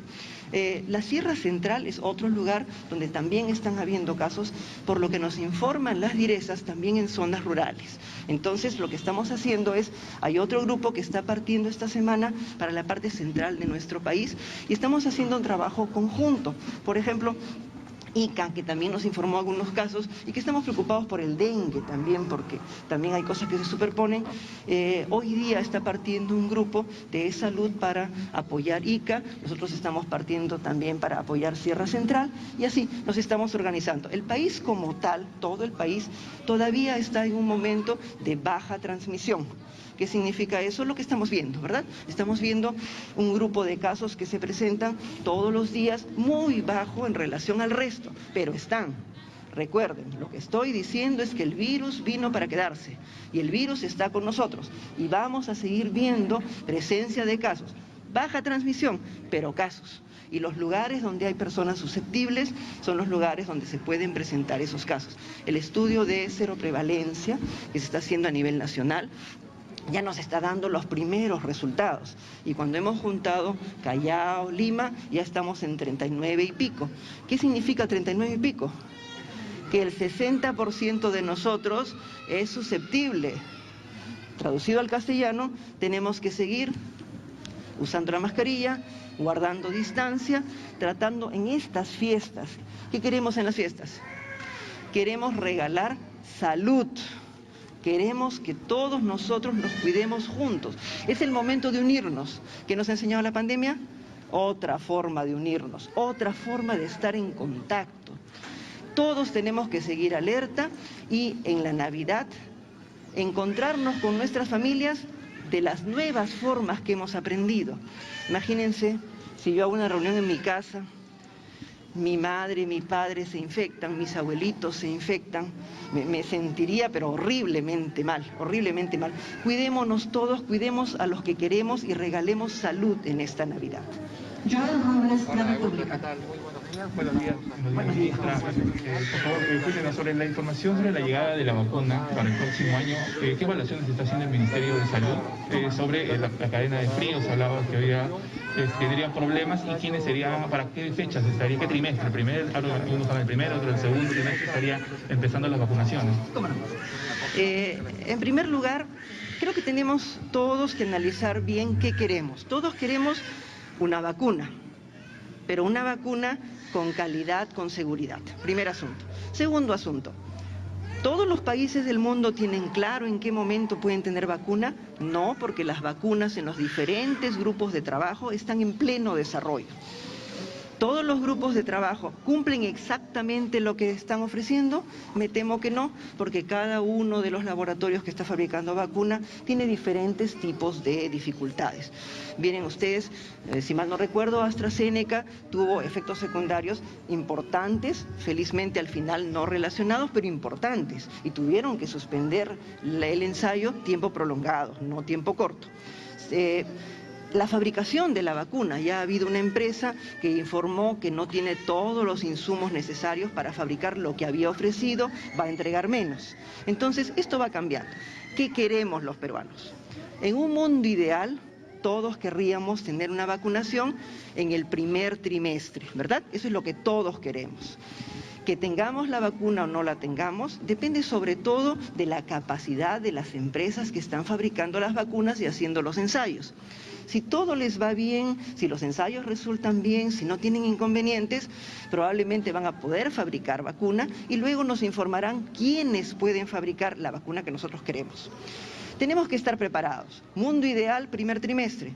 Y al mismo tiempo estamos preparados para que nos entreguen vacuna cada trimestre y vacunemos cada trimestre. Un país no puede dedicarse a una sola cosa, tenemos que tener abierta la posibilidad de varias cosas y podamos hacer una vacunación, como están planeando la mayor parte de los países, en los 4 trimestres del próximo año, según las empresas que nos puedan entregar vacuna. Con respecto a la preparación, tenemos nosotros 25 regiones. En este momento ya tenemos cerca de 15 regiones que están preparándose para sus planes al respecto y el resto de regiones están culminando sus planes. Estamos teniendo a lo largo de la próxima semana reuniones con todas las regiones para que en conjunto analicemos nuestros planes, no solo de vacunación, plan de segunda ola y plan de vacunación. Hemos hecho un levantamiento con el apoyo de las regiones y aprovecho para agradecer a los directores regionales. Nos han enviado información detallada, establecimiento por establecimiento, si tienen termómetro, si tienen data logger, que es el aparatito que sigue la temperatura de la vacuna, si tienen refrigeradores, congeladores, termos y demás. Hemos hecho un levantamiento minucioso de cada uno de los establecimientos. Todo esto se está incorporando dentro de una gran base de datos. Ya una parte ustedes han visto, ¿verdad? Han visto cómo la población puede ingresar a ver dónde hay un sitio para vacunarse. Sobre esa misma plataforma se está colocando la información. Por ejemplo, a pesar de que lo más probable es que nosotros no necesitemos ultracongeladores, porque la vacuna que viene a -70 ha hecho toda una dinámica para entregar la vacuna ellos mismos en el punto de vacunación, siempre hay que tomar precauciones y ya hemos ubicado dentro de nuestro país 10 congeladores a -70 por si acaso. Por si hubiera alguna eventualidad, se ha coordinado con diferentes instituciones y han hecho, hay más congeladores de esos, pero hemos separado 10 para que allí podamos colocar la vacuna en la eventualidad de que algo pasara con una vacuna complicada, ¿verdad? Entonces, tomemos todas las precauciones y todos como ciudadanos tenemos que estar alerta, porque las cosas son cambiantes y van a seguir cambiando. Hay que estar preparados.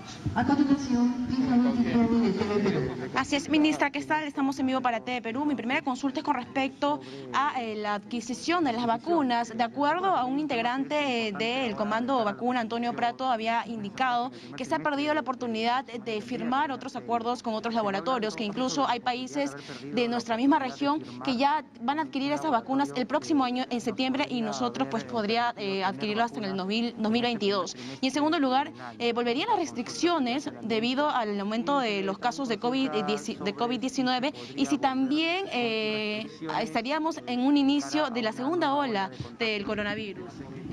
Espero acordarme de todas las preguntas, me va recordando, por favor. En primer lugar, recuerden, la adquisición de las vacunas es un proceso complejo. Lo primero que se hace son acuerdos previos y después de eso se firman los contratos, ¿ok? Los acuerdos previos son lo primero que se negocia y todos los países hemos negociado diferentes acuerdos previos para seguir conversando, seguir analizando el tema. Y a partir de ahí recién se firma el contrato cuando ya se sabe cuánta vacuna hay, qué hay. Nosotros estamos tomando todas las providencias. Ustedes verán, punto número 1, nos ayudó el Congreso. Ya tenemos la capacidad de hacer un registro de emergencia. Punto número 2, hemos ubicado todas las características de la cadena de frío en todo el país y cada uno de sus elementos, incluidos los pequeños detalles.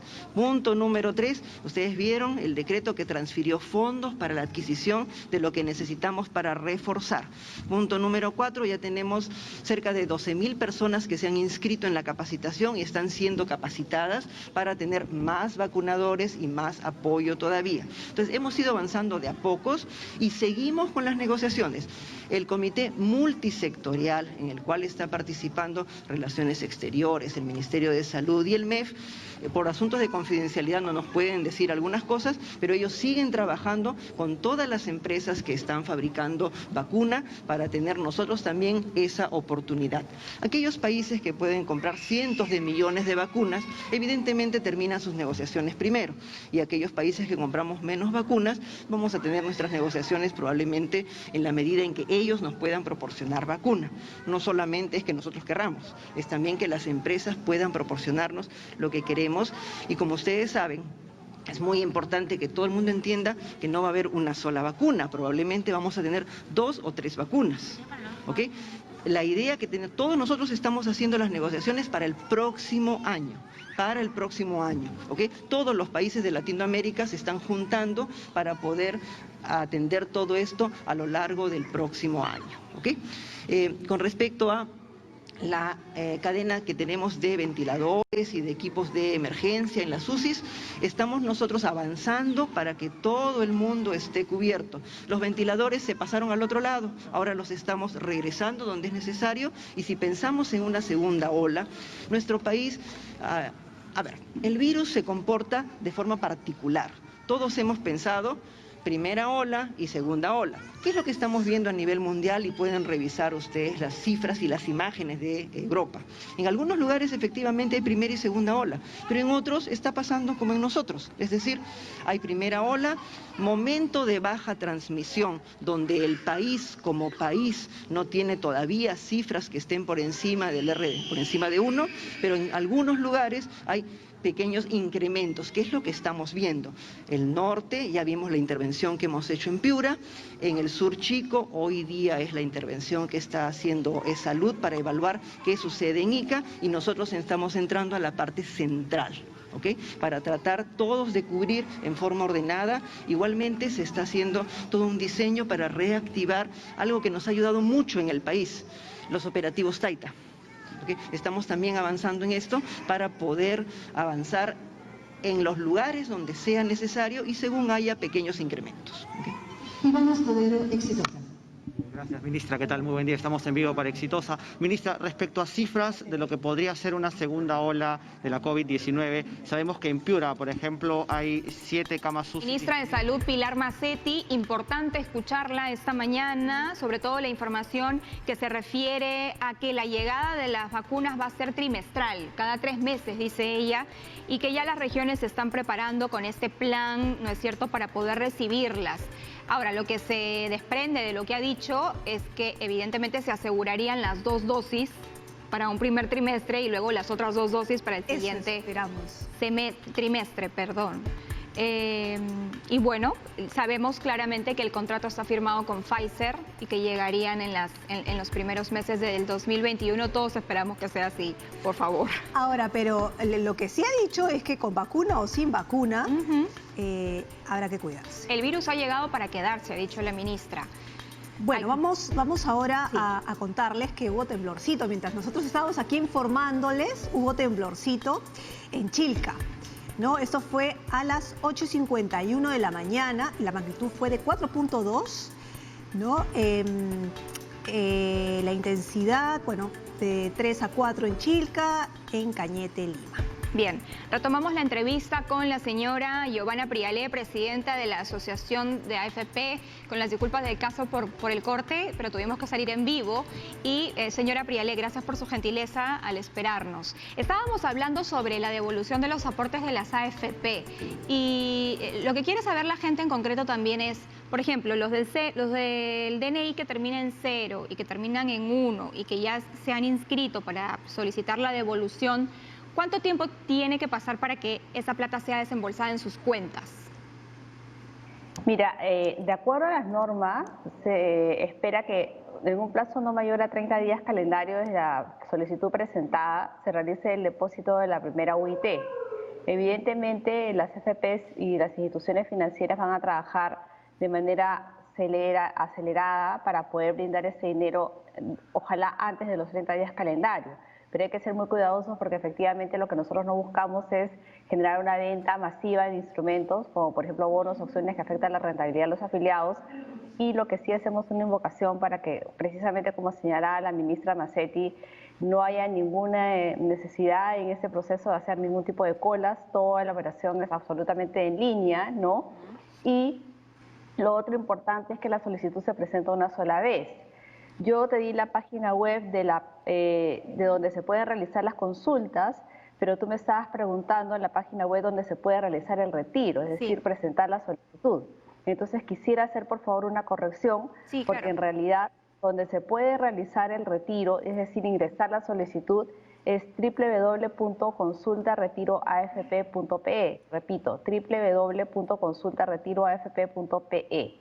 Ahí cuando yo ingreso la solicitud, si tengo derecho a los 17.200 soles, que es en el caso de que yo haya estado desempleado durante 12 meses entre octubre del 2019 y septiembre del 2020, la solicitud se presenta una sola vez y los depósitos son automáticos. A los 30 días, el primer depósito de presentada la solicitud, a los 60 días de presentada la solicitud, la segunda OIT, y el saldo restante hasta llegar a 2 OITs para sumar las 4 en 90 días calendario. Entonces no hace falta que la persona esté realizando más de un registro porque el registro es uno solo. Ahora, en el caso de... Dale, perdón. Sí, hay una alternativa que me pareció interesante y que justo lo comentamos esta semana en otro programa de TV Perú, y es la siguiente. Cuando uno retira el dinero, existe la posibilidad ahora de ahorrarlo en la AFP y que esto genere una inversión o una tasa de 11% anual. Explíquenos por favor esto, porque claro, también hay personas que quieren sacar el dinero no necesariamente para disponer de él ahorita, sino más bien quieren hacer crecer un poco su dinero. Sí, efectivamente ahora nosotros hemos incorporado la alternativa de que los trabajadores que tengan otras fuentes de liquidez y que efectivamente pueden ahorrar ese dinero, saquen este dinero de la cuenta de ahorro obligatorio con fin de jubilación para colocarlo en una cuenta que se llama aporte voluntario sin fin previsional. En esa cuenta la persona sigue ganando la rentabilidad que obtendría el fondo de pensiones, que está alrededor del 11% nominal anual, y ese monto, ese porcentaje, esa tasa es cerca de 2.5 veces la alternativa que te da cualquier otro instrumento financiero en el mercado local. La ventaja, como tú señalabas, es que en ese caso yo puedo disponer el dinero en el momento que yo lo necesite a lo largo del año y por lo tanto el... Ay, señora Prialé. Señora Prialé, uy, se nos fue. Justo. Bueno, esa es una opción interesante. ¿No? Sí. ¿Regresó, señora Prialé? Sí, señora Prialé. Sí, aquí estoy. Sí, continúe, por favor. Sí, estábamos hablando de... Sí, entonces ¿Es como unos fondos mutuos? ¿Así podríamos llamarlo? Sí, podrías hacer la equivalencia al fondo mutuo. La diferencia es que la rentabilidad es un poco más elevada, ¿no? Y que efectivamente puedes disponer el dinero con total libertad a lo largo del año. No tienes esas restricciones de hacer el retiro solamente cuando vence el fondo mutuo, sino que acá puedes disponer el dinero a lo largo del año como si fuera una cuenta bancaria. Es decir, ¿y puedes sacar el dinero en su totalidad cuando uno quiera o hay límites? ¿Hay reglas? No hay ningún límite, tú puedes disponer en la totalidad o de una forma parcial, de repente a los 30 días, de repente tienes alguna necesidad de más adelante, puedes... Claro, señora Prialé, sería, mientras corregimos la comunicación, entonces sería como una cuenta de ahorros, ¿no? Pero ganando intereses. Sí, exactamente. Sí. ¿No? Pero ahora, digamos, ese dinero, es que estamos acá interesadas. Ese dinero va a seguir siendo trabajado como el dinero de un fondo mutuo, digamos, o como una AFP, ¿no es cierto? Se va a correr en bolsa, también se va a jugar con el dinero así, ¿no es cierto? Ese dinero sigue las mismas reglas que el dinero que tú estás invirtiendo en tu fondo de ahorro para la jubilación, con la diferencia de que tú puedes disponer de ese dinero en las veces que tú quieras, sin ningún tipo de restricción de monto ni de edad. Claro, no es que el dinero va a desaparecer en algún momento y nos van a decir, no, espérate un ratito porque todavía no tengo tu plata. No. Acá tú puedes disponer de tu dinero cuando tú lo necesites. Sí. Es como una cuenta financiera, bancaria, si quieres, claro, con la ventaja de invertir en instrumentos de más largo plazo, con lo cual el retorno es mayor. Ahora, entonces, por ejemplo, si una persona mete los 17.200 soles a este aporte voluntario sin fin previsional y lo retira al año, considerando que la tasa es de 11%, ¿verdad? Nominal anual, correcto. Uno obtendría 1.892 soles más. ¿Así es? Podría ser dependiendo de la coyuntura en la cual se encuentren los mercados. Evidentemente ahora, como señal de que los mercados van a tener una tendencia alcista, sobre todo por el incremento de las vacunas, ¿no? Y que los instrumentos de los fondos de pensiones se invierten en el extranjero, en el mercado local y en el mercado nacional, tú podrías ver que en un lapso de tiempo, como por ejemplo un año, así como el Producto Bruto Interno se va a recuperar, la rentabilidad también tiene una tendencia al alza. Ya de hecho, cerrando el año, estamos recuperando todas las pérdidas que se produjeron temporalmente hasta el momento del 23 de marzo, que fue, digamos, el pico más bajo del valor de los fondos de pensiones. Pero no entiendo bien esta parte, porque cuando uno ahorra y para ganar intereses uno firma un contrato y la tasa es fija, ¿no? Si es 6, 7, no sé, % anual. Y anualmente tú recibes ese incremento, más allá de si se cayó la bolsa o no se cayó, igual la recibes. ¿Eso va a pasar en este aporte voluntario sin fin provisional o está sujeto a lo que usted nos está hablando y de repente uno pueda perder plata? Está sujeto a las variaciones de mercado, pero recuerda que tú también puedes elegir en qué fondo deseas estar. Entonces, de esa manera tú podrías elegir estar en el fondo 1, ¿no?, que es el de menor riesgo, que equivale a lo que tú señalabas como una tasa fija, y de esa manera no tienes problemas porque en realidad puede ser una tasa menor, de hecho mayor a la que te ofrecería una institución financiera, pero menor a la que obtendrías en un fondo de mayor riesgo. Entonces, tú en la evaluación de decidir en qué tipo de fondo dejas tu dinero, en el caso de aporte voluntario, también tienes la alternativa de poder hacerlo y de esa manera ver cómo quieres que tu dinero sea administrado, ¿no? Antes de pasar a la reforma, del tema de la reforma, quiero hacerle unas preguntas que vienen del público, ¿no? Dice, Sí. por ejemplo, si uno solicita cualquier monto, siempre se va a pagar en 2 cuotas, eso es uno. ¿Y qué pasa con los que dejan dinero, es decir, un saldo, ¿no?, aún en la AFP y no están aportando ahora? ¿Cuándo lo van a poder retirar? Ya, en el caso de la primera persona, de la primera consulta, depende del fondo, ¿no? Si yo tengo, por ejemplo, hasta 4.300 soles, que es una UIT, el retiro lo voy a poder hacer en una sola vez. Pero si yo tengo más, por ejemplo, tengo 6.000 soles, voy a poder hacer el retiro en 2 armadas. Los 4.300 a los 30 días, o esperemos que menos, ¿no? Y la diferencia en los 60 días calendario de firmada la solicitud. Pero te vas a llevar todo el dinero que tú solicitaste. En el segundo caso, la pregunta es, claro, yo tengo un poco más de repente de 17.200, ¿no? Y ahora voy a retirar 17.200 y estoy dejando un fondo que va a seguir creciendo en el tiempo con la rentabilidad que se obtiene por administrar tu dinero, y ahí hay varias opciones para poder retirarlo. La persona puede esperar a llegar a los 50 años si es mujer o 55 años si es hombre. Si sigue desempleado y por lo tanto no ha cotizado durante 12 meses consecutivos, puede acogerse al REJA, que es el régimen de jubilación anticipada por desempleo, y retirar la totalidad del fondo que le quedaba, dejando, como establece la ley, un 4,5% para tener atención de salud, ¿no? Si la persona es un poco más grande y de repente está próxima a los 65 años de edad, pues le corresponde la jubilación legal, y en ese caso también puede hacer retiro del 95,5% o de jubilarse de ser el caso, ¿no? Muy bien. Ahora sí pasamos a la propuesta que tienen las AFPs, ¿no es cierto? Es una reforma de pensiones que tiene 3 pilares. No sé si nos lo puede explicar rapidito.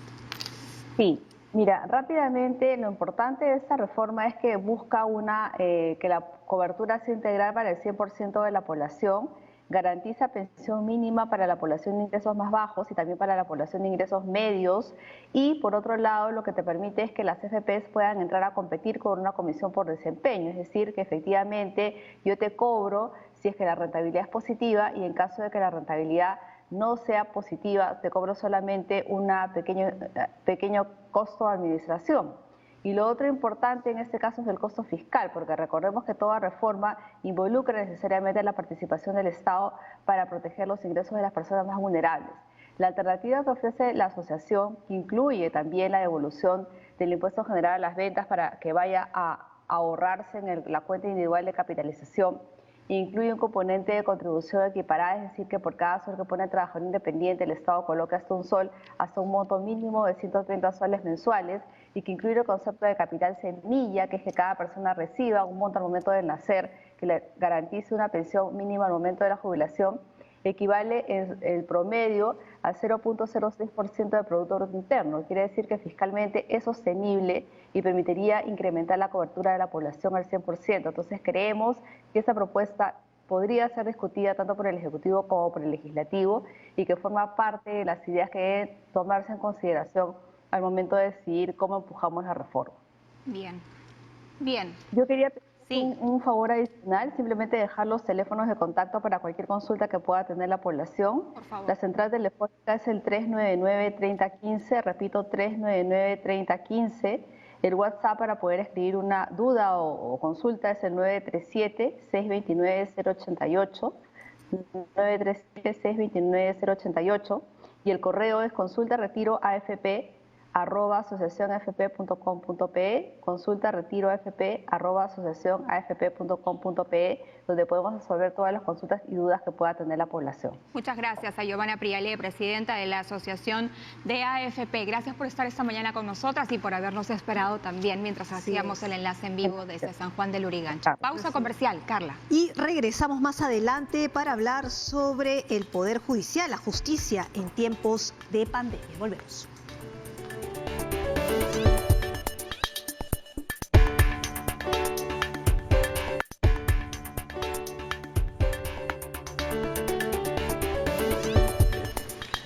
Mañana con 43 minutos, estamos en simultáneo por Nacional 103.9. Siguiente tema, la justicia en nuestro país en tiempos de pandemia. Vamos a conversar, Carla, con Gustavo Álvarez Trujillo, quien es integrante del Consejo Ejecutivo del Poder Judicial. Buenos días, señor Trujillo. Bienvenido a Diálogo Abierto. ¿Qué tal? Muy buenos días. Buenos días, qué gusto saludarlas. Bueno, el Decreto Supremo del Ejecutivo ha prorrogado hasta el próximo año la entrada en vigencia del nuevo Código Procesal Penal en 2 distritos judiciales, de Lima Sur y en Lima Centro. ¿Eso qué implica en el atraso de los procesos, valga la redundancia, no? Bueno, la resolución que dispone la postergación del código ha sido como consecuencia de una reunión que tuvo la Comisión Nacional de Implementación del Código Procesal Penal. Al realizarse el análisis que la Fiscalía aún no había terminado con sus procesos de contratación, básicamente, debido a la pandemia justamente, y nosotros hemos planteado para compensar esta situación difícil, el que se implemente juzgados de liquidación, ¿no?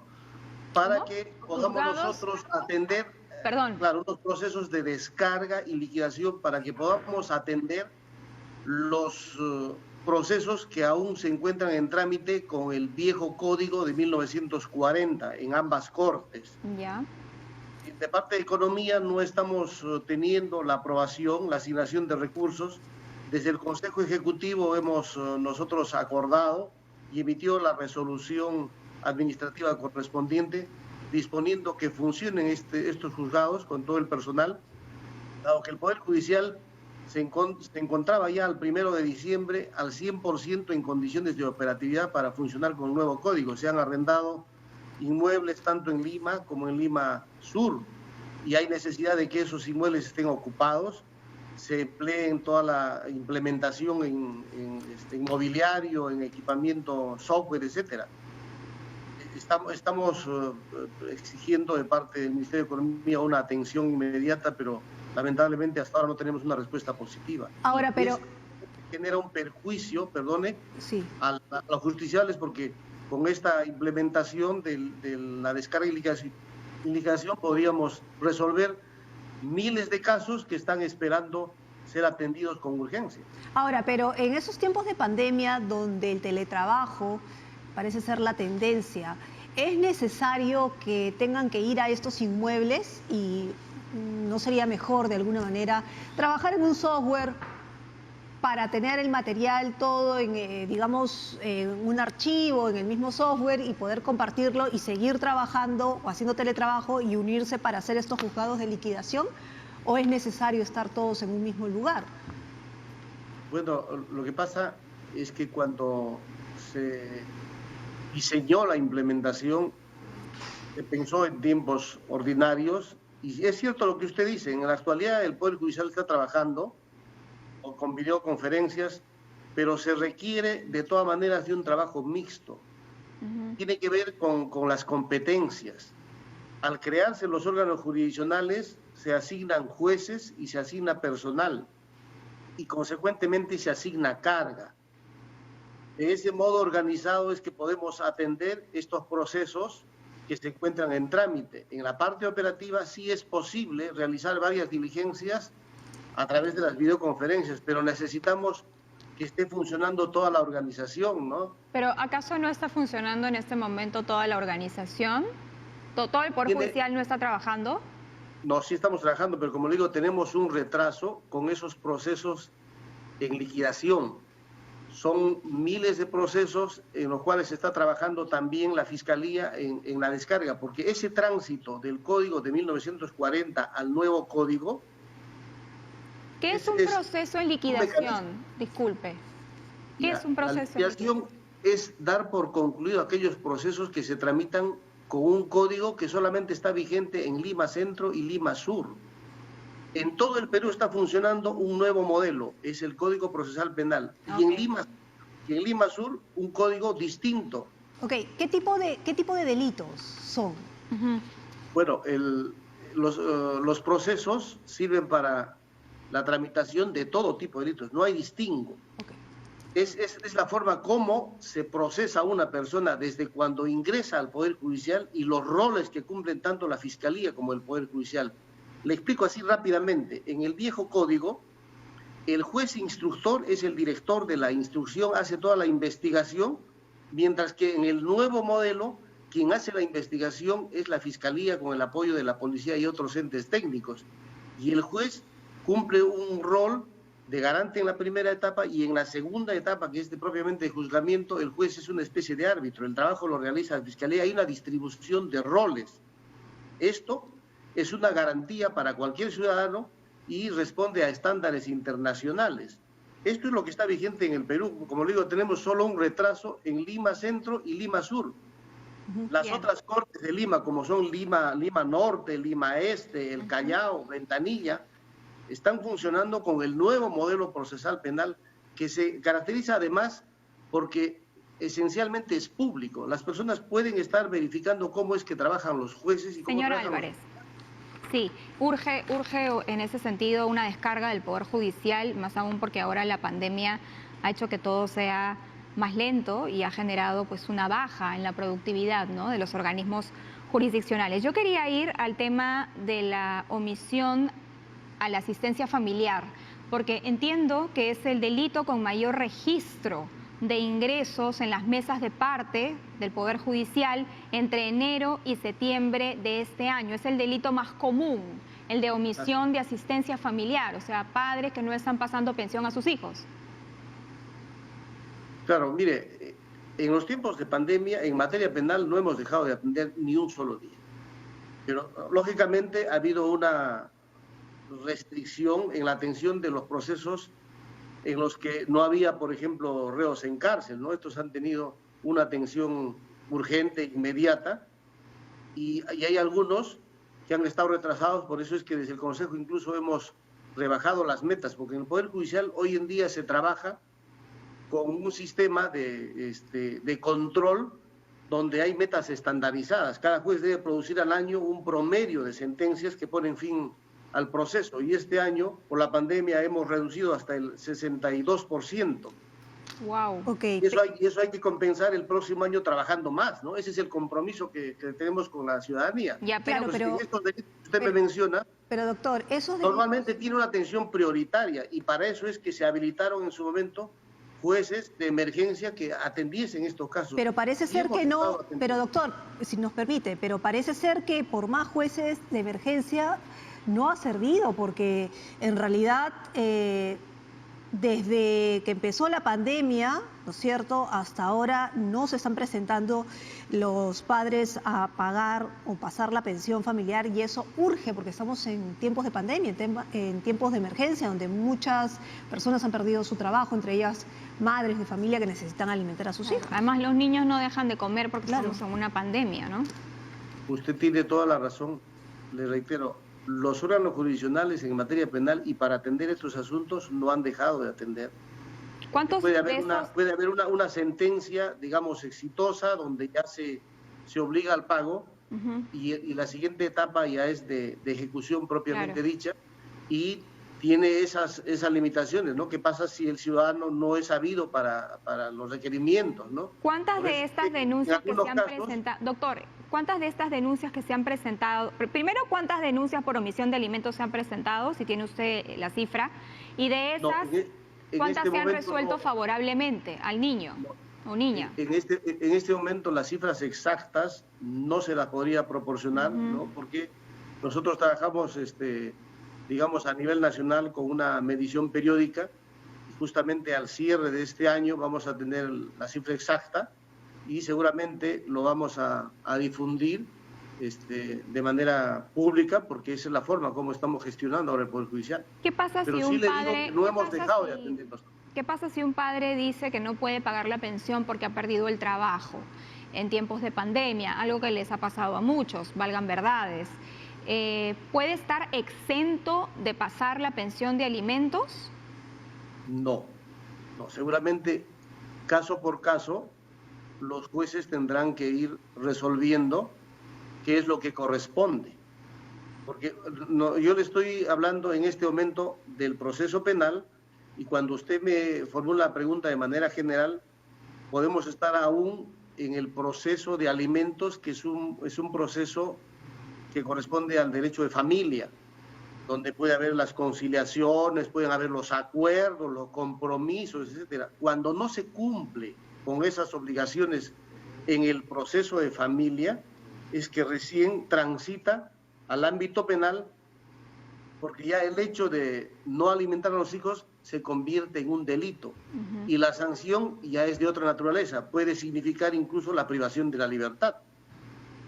Muy bien, doctor, muchísimas gracias por haber estado con nosotros, contarnos un poco en qué consiste y cómo están en el Poder Judicial luego de que se haya atrasado toda esta, o sea, postergado el Código Procesal Penal. Solo para precisar, Carla, de los 34 distritos judiciales monitoreados, Lima Este, quiere decir Huanza, Matucana, Huarochirí, Cieneguilla, Ate, Vitarte, Chaclacayo, La Molina, Lurigancho, Santa Anita, lidera el ranking de denuncias por omisión de asistencia familiar con 7.425 expedientes ingresados, seguido del Distrito Judicial de Lambayeque con 2.310 ingresos. Si bien la pandemia ha golpeado los bolsillos, hay que hacer un esfuerzo por cumplir con los hijos. Hay que hacerlo, claro que sí. Ellos no tienen la y se puede conciliar también con la mamá. De pronto negociar, de pronto que sea un poco menos, pero que no haya, digamos, un abandono, ¿no? Bueno, muy bien. Vamos a continuar con más. Entonces, ya estamos casi al final. Vamos a conversar con Raúl Díaz Pérez, él es alcalde de Comas, sobre los retos y desafíos de Lima Norte, porque Comas celebra hoy sus 59 años de creación. Es uno de los distritos más golpeados por la pandemia del COVID-19 en lo que va del año. Felicidades, Comas, por el aniversario. ¿Lo tenemos? Todavía nos dicen. Bueno, el último reporte del MINSA revela que Comas se ubica en el 4º lugar de los distritos que acumulan más decesos debido al nuevo coronavirus, ¿cierto? Entre ellos está San Juan del Lurigancho, Cercado de Lima, San Martín de Porres, Comas, Villa El Salvador y Ate. Sí, por ejemplo, San Juan del Lurigancho ha registrado 1.529 decesos por COVID-19, el Cercado de Lima 1.117, San Martín de Porres 994 muertes, Comas, que es el distrito sobre el cual vamos a hablar ahora, 871 fallecidos, Villa El Salvador 857 y Ate 749. Vamos a conversar justamente sobre las estrategias que se están tomando desde la alcaldía de Comas para el tema del COVID-19. Raúl Díaz Pérez, el alcalde, está con nosotras. Buenos días, alcalde. Buenos días, alcalde. Buenos días, Carla. Muy buenos días, Perla. Gracias por la entrevista. Feliz aniversario, alcalde. Cuéntenos, ¿cuáles son los desafíos y los retos que tiene su comuna?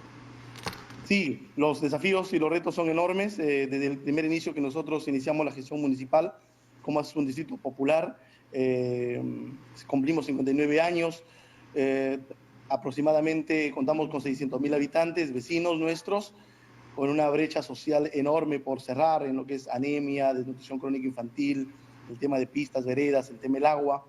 Pero ahí venimos trabajando y decirle a mis vecinos de Comas que estos 2 años han sido complicados y mucho más en esta pandemia, que desde el primer día hemos estado acompañándolos en un despliegue de desarrollo social en todas las 14 zonales de nuestro distrito. Y el reto y el desafío en este contexto es prepararnos para seguir afrontando, porque vivimos en pandemia, con la concientización de nuestros vecinos, del distanciamiento social, de usar esa práctica de lavarse las manos, de usar la mascarilla, de estar preparados para ello. Y el reto está ahí, por ejemplo, con el comercio ambulatorio. Nosotros estamos trabajando enormemente en la reubicación, en el tema de ubicarlos como corresponden con el distanciamiento debido. Es un reto. En los 41 mercados de Comas también hemos trabajado enormemente y de los 41 ya tenemos 30 aproximadamente que están funcionando con todas las medidas de bioseguridad.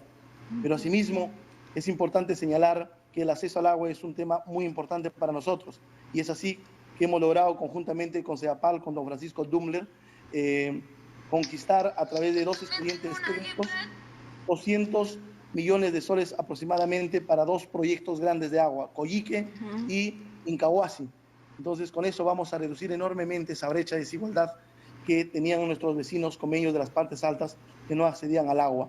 Eso CEAPAL inmediatamente con este expediente técnico va a someterlo a licitación pública y en el lapso de 1 año, tal como señala el expediente técnico, ya comience a desplegarse toda una obra de agua y saneamiento. Muy bien. Ahora, alcalde, no tenemos mucho tiempo, pero sobre los casos de COVID registrados en su distrito, es algo que preocupa, porque Comas es uno de los que genera, Comas es uno de los que tiene uno de los que tiene mayor número de fallecidos, ¿no? Estamos hablando de 871 personas, no sé si ese número se ha actualizado. Sí. ¿Cómo están trabajando, digamos, de la mano del Ministerio de Salud, la alcaldía? En fin, ¿cuál es la estrategia para combatir el COVID-19? Un trabajo, un despliegue enorme desde el primer día. Como comprenderá, somos un distrito, como les señalaba, de 600.000 habitantes, donde la mayoría viven de un trabajo independiente, vive del día a día.